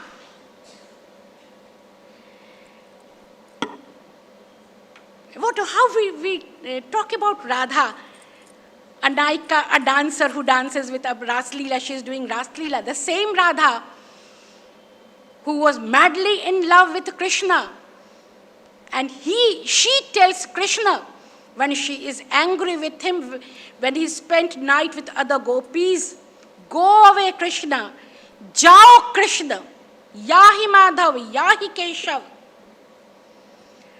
तुम तो मेरे पैर के आलते के बराबर भी नहीं हो. तुम क्या आए हो लौट के मेरे पास? You go away from here. It is written in the Geet Govindam by Jayadev. So these are not the gendered voices. We can say about gendered language, but this is not the gendered voices. We do have liberated women in our past, women who were challenging, like Shankaracharya was challenged by Mandan Mishra's wife, Ubhay Bharti. Radha challenges Krishna. You are called Govardhan Dhari. आप गोवर्धन पर्वत को कानी उंगली पे उठा ली और सारा संसार आपकी पूजा कर रहा है. I am carrying you here. मैं तो आपको अपने वक्षस्थल पे धारण की हूँ. मैं तो आपसे भी बड़ी हूँ. These are the challenges, and the Meera challenges. Girdharna, mere to girdharna ek dusro na koi. These are the challenges. And all the male dramatists, male poets, male writers have written them. Above all, I'm coming back to Sita, because I'm working on Sita these days. Lakshmana Rekha, quite a few historians and writers say that this episode of Lakshman Rekha was not there, never a Lakshman Rekha was drawn. लेकिन जब लक्ष्मण रेखा खींच रहे, जो हम लोग जानते हैं कि जब रामचंद्र चले जा रहे हैं उस स्वर्ण मृग के पीछे और फिर लक्ष्मण भी जा रहे हैं और Lakshman draws a Lakshman Rekha, you should not cross it. And what does Sita do? She crosses that Lakshman Rekha. She challenges the line drawn by patriarchy. आज भी कितने हम लोगों में से है कि हमारे घर के कोई, हमारे पति हो या कोई भी हो, कुछ कहें कि ठीक है 8 बजे तक जरूर आ जाना, हम पहुंच रहे हैं 11 बजे, ना हम 8 बजे नहीं आएंगे, हम तो 11 बजे लौट के आएंगे. कितने कितने क्या करेज था. And she crosses that Lakshman Rekha. क्यों? एक साधु को खाना देने के लिए. That's why she crosses that Lakshman Rekha. Still, we are seeing so very few enlightened women and academicians and scholars here. Still, there is a Lakshman Rekha drawn before a woman. And they don't dare to cross it. और ये लक्ष्मण रेखा Valmiki cross करवा रहे हैं सीता से. Valmiki himself, he makes Sita cross that Lakshman Rekha. These are the challenges by the women of our past, the empowered women of our past. Usually, I have also pointed out, usually it is alleged that these texts, they don't talk about common women. But they do. There are courtesans like Amrapali. I have heard there's a very beautiful paper by Professor Fatma Noor about Natya Shastra. There is a Sirima Devta. She was a courtesan and she becomes a female deity later. There was Upal Vanna. She became a female deity. Now, in movies, we do have such characters. These days, Meera Nair is very popular because of her son. She made Salam Bombay on the life of these sex workers. She made a movie. We do have Gangubai Kathiawadi. We have Umrao Jan, movies like this. But had anybody tried to glorify these characters like we have in our past? Amrapali, Sirima, Upallavanna, no, nobody did. And above all, we have a Sanskrit drama, Mrich Katikam, on which long time back a movie was made, Utsav. Shekhar, Suman and Rekha were the characters there. In Utsav, the main character, not Utsav, in Mrich Katikam, the male character is a courtesan. And the male character is a poor Brahmin boy. And because of the virtues that courtesan becomes, how challenging and how bold the theme was in those days. Everybody was after Vasanta Sena. Her name was Vasanta Sena. From king to king's brother-in-law, everybody was after, and she chooses a poor Brahmin boy. So these were the characters which were written long time back. And this is how we find the empowered women in our past. The first woman who did agriculture work was a woman. Agriculture work farming was not done by the men. It used to be done by women only. The first weaver was, Pehli Bunkar, first weaver was a woman in the Rig Veda. She says when the sun is setting, when the moon is setting and sun is coming up, when the sun is rising, I am weaving it, this beautiful stole for my husband. So first weaver was a woman. Now the very famous Bhakti movement. Bhakti itself was feminine. Bhakti, etymologically it is feminine. And there are female saints, uneducated, illiterate, semi-educated, Alvar and Nayanar female saints. And what do they sing? A Dal, who was a devotee of Krishna, and she does not know the division or distinction between eroticism and devotion. She writes very erotic songs in the praise of Krishna, and she thinks that this is her devotion, this is her bhakti to Krishna. Then again, Mahadevika, she writes to Shiva and she sings, I saw the haughty master for when men, all men, but women and wives, All these saints, they in their devotion to their Lord, in their devotion to Krishna, in their devotion to Shiva, this is effeminated. They become women and they say, no, I am a woman and I love my Lord. So, we do have religious women, we do have mythical women, we do have historical women which have glorified our past. These were empowered women, but unfortunately, we don't talk about them.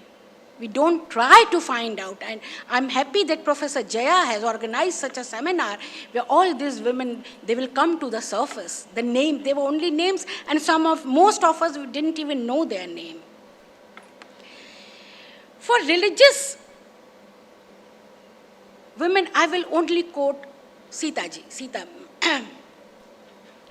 I talked about Lakshman Rekha and how she defies her husband and comes with him. There are 2 or 3 things which are relevant to the present modern scenario. Sita raises her sons on her own in the forest.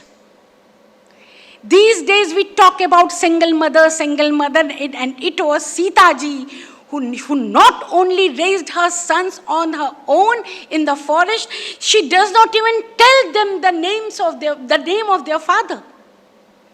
Love Kush didn't know the name of their father. And Mahatma Gandhi has quoted that Sita is the best example for the independent women.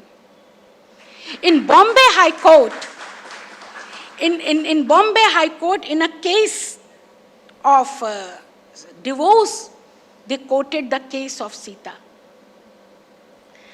So just the relevance of IKS, that these examples, the empowered women, I will just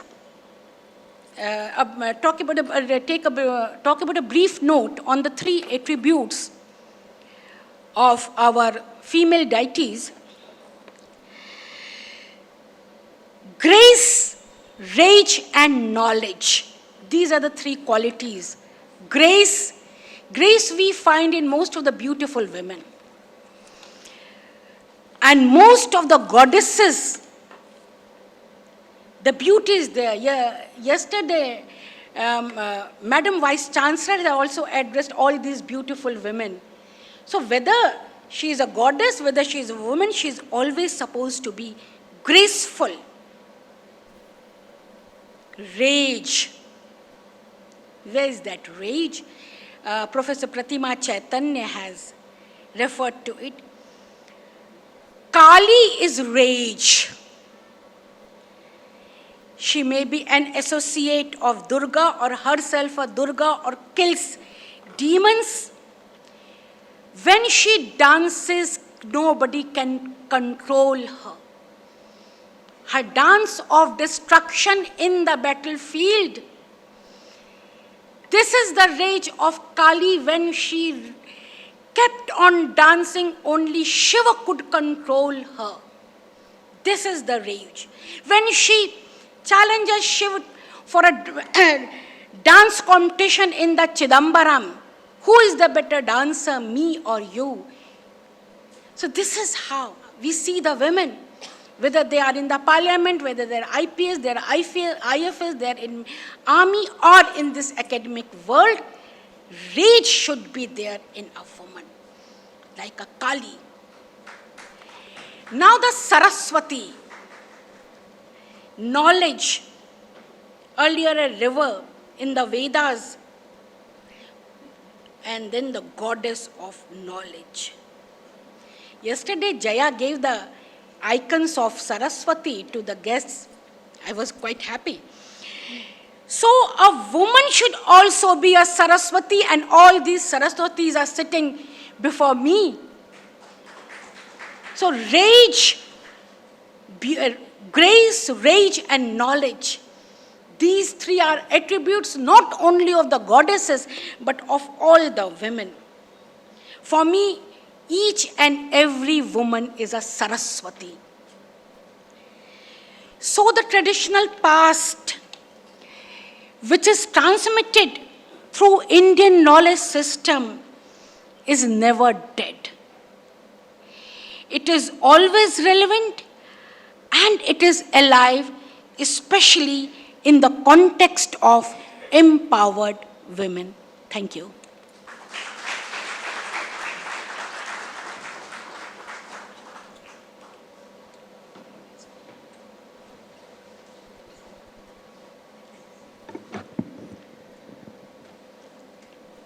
Thank you, ma'am, for the enriching valedictory address. Your reflections have been the perfect conclusions to today's event. We deeply appreciate your time, words, and presence. We will now be distributing certificates to the students who have completed the certificate course on understanding gender. This course, which began in 2012, has reached its 13th successful edition, reflecting its growing relevance and the commitment of both faculty and members. I would like to call Professor Jaya Kapoor ma'am and Gurpinder Kumar sir to kindly come forward and present the certificates to the students as their names are announced. And I'd also like to call, my apologies, I'd also like to call Professor Anamika Roy ma'am also to assist.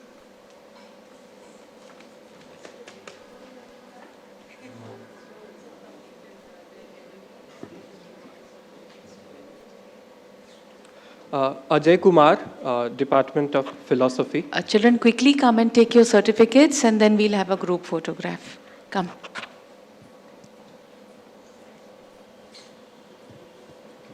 Ajay Kumar, Department of Philosophy. Ankur Yadav, Political Science, ADC. Anu Kumari, Political Science, ADC.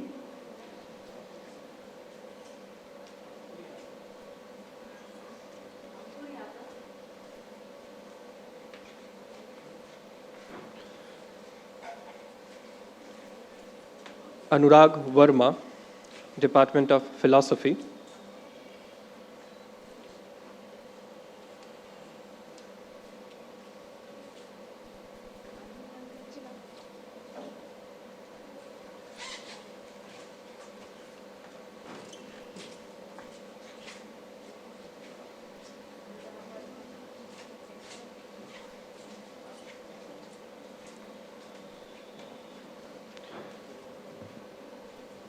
Ashish Kumar Yadav, English.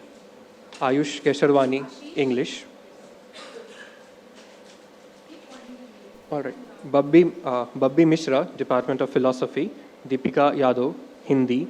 Himanshu Pandey, Psychology. Kamendra Saini, Philosophy. Kanchan Yadav, Hindi. Krishna Kumar, Political Science. Kshitij Patel, English. Mithilesh Yadav, English. Nisha Gupta, Psychology. Ravi Shankar Yadav, Political Science. Sandra Buella, Psychology. Sanjay Kumar Sharma, English. Saurabh Singh, Psychology.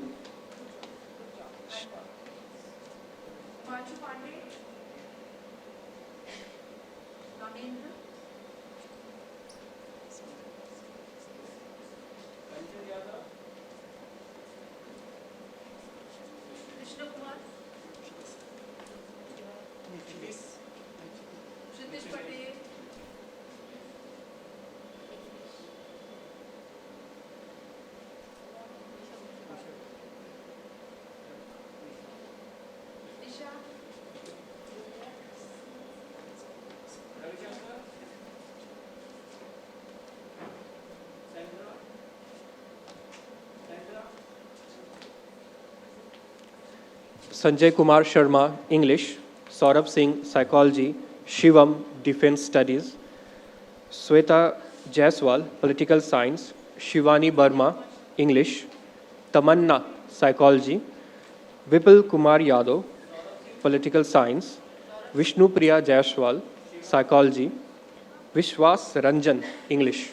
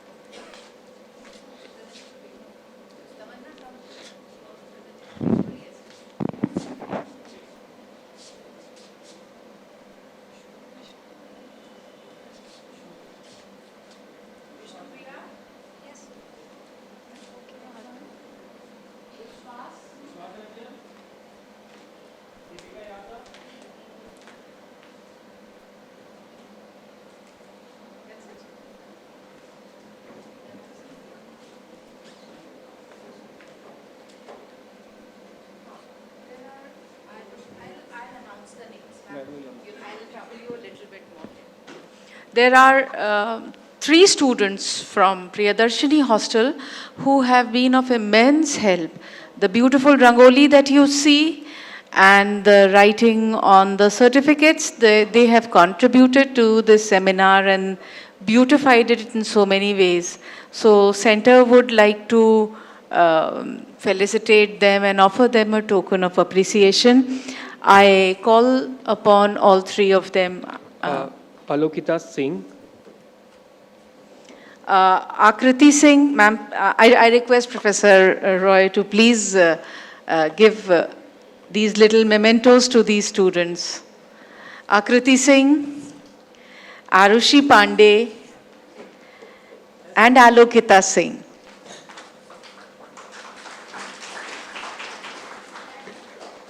Research scholars के नाम. Well done. Thank you so much. Thank you.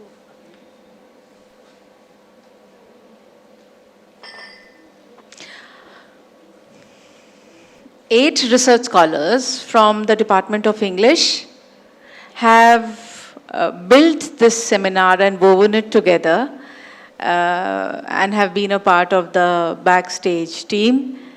We appreciate them and their efforts, and I call upon them to accept a token of appreciation. Sakshi Arora, Ms. Dipali Tiwari, Mr. Srinivas Jha,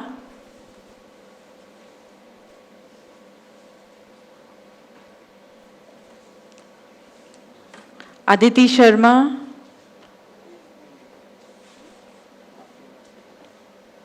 Pranjal Sonkar,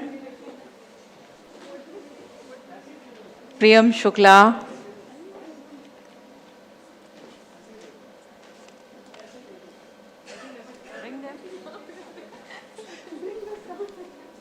Abhishek, help them. Who will do it? You have to. Abhishek, kar de. I request Abhishek to please help. आइए आप लोग आ जाइए please. Ma'am, these are the students who have been the backbone of this program.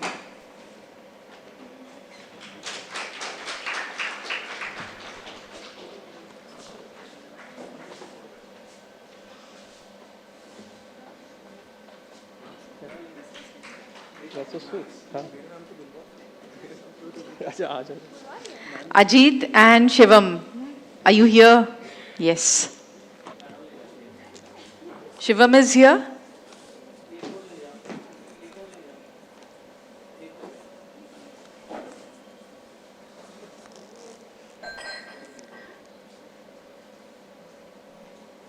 I thank all of you.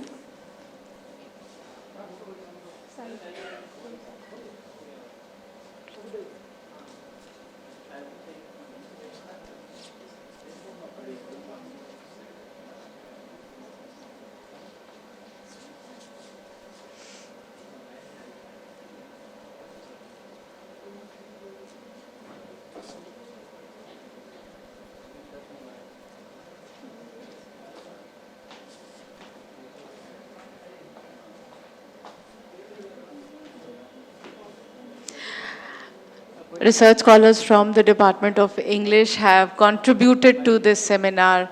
Ashish and all his friends, once again I extend a very warm thank you on behalf of the center. And I thank Professor Roy for so graciously encouraging our students. Thank you. Over to Srinivas.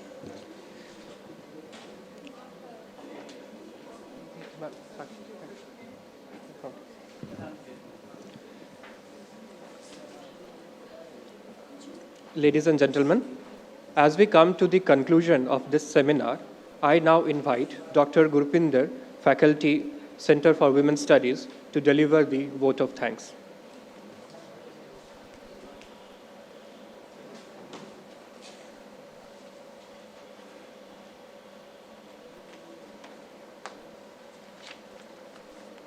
Thank you so much, Srinivas. Now we are in the phase of end of the session. So I thank you once again, honorable dignitaries, respected faculty members, invited guests, dear paper presenters, research scholar, and dear students. As we conclude this two-day national seminar, it is my privilege to extend the vote of thanks on the behalf of Center for Women Studies.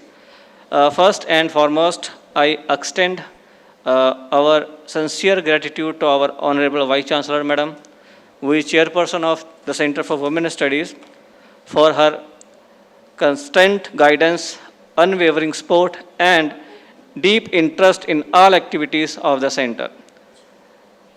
Vice Chancellor, Madam, steady encouragement has been the foundation behind the successful completion of this academic endeavor. We extend our sincere appreciation to Professor Jaya Kapoor, Madam, who is Director of the Center for Women Studies, whose dedicated leadership, hard work, and enthusiastic coordination played a pivotal role in successfully organizing this seminar. So, thank you, ma'am. I express heartfelt thanks to our valedictory speaker, Professor Anamika Roy, ma'am. Ma'am is also former Director of Center for Women Studies 2019 to 2020. In her leadership, we have organized various workshops during the Corona period. So, and for delivering such a wonderful validity address, quoting the grace and rage and the knowledge, and highlighting the mythological, religious, and very wonderful characters like Sita, Draupadi, Meera, and Shakuntala. So when I was there as we was running a certificate course, madam always cite these reference, and it is very familiar. And when very beginning, when I listened to Mad, my whole perception changed towards the mythological character like Sita and Draupadi and Meera. So thank you, madam. You have delivered a very insightful and enriching validity address. Your reflections have added depth and meaning to the seminar's concluding sessions. My warm appreciations goes to all distinguished chairs of various sessions, eminent speakers, and paper presenters who contributed valuable idea over the past 2 days. Your scholarly input have truly enhanced the academic quality of this seminar. We are also grateful to all participants for their active engagement, thoughtful questions, and enthusiastic involvement through the technical and all the sessions. A special word of thanks to our organizing committee members, faculty coordinators, technical support team, administrative staff, and dedicated student volunteers. Your teamwork, precision, and tireless effort made our every session run smoothly from the inaugural program to validity address. Before I conclude, I will have 2 lines for all. मंजिल उन्हीं को मिलती है, मंजिल उन्हीं को मिलती है जिनके इरादों में जान होती है, रास्ते खुद ब खुद बन जाते हैं जब सोच में एक सच्ची पहचान होती है, सच्ची पहचान होती है. This seminar too found its direction and success through the collective sincerity of everyone present here. With these words, I once again thank you all. So we now invite you to join us for a high tea. Thank you. Thank you.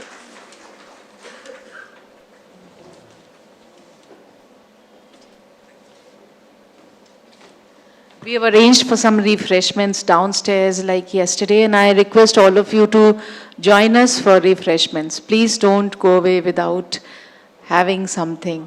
It's a little token of gratitude for being with us through the morning. Thank you.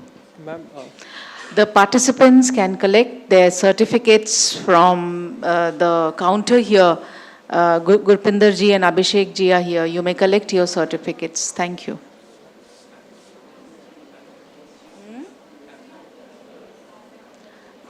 Yeah, I'm sorry.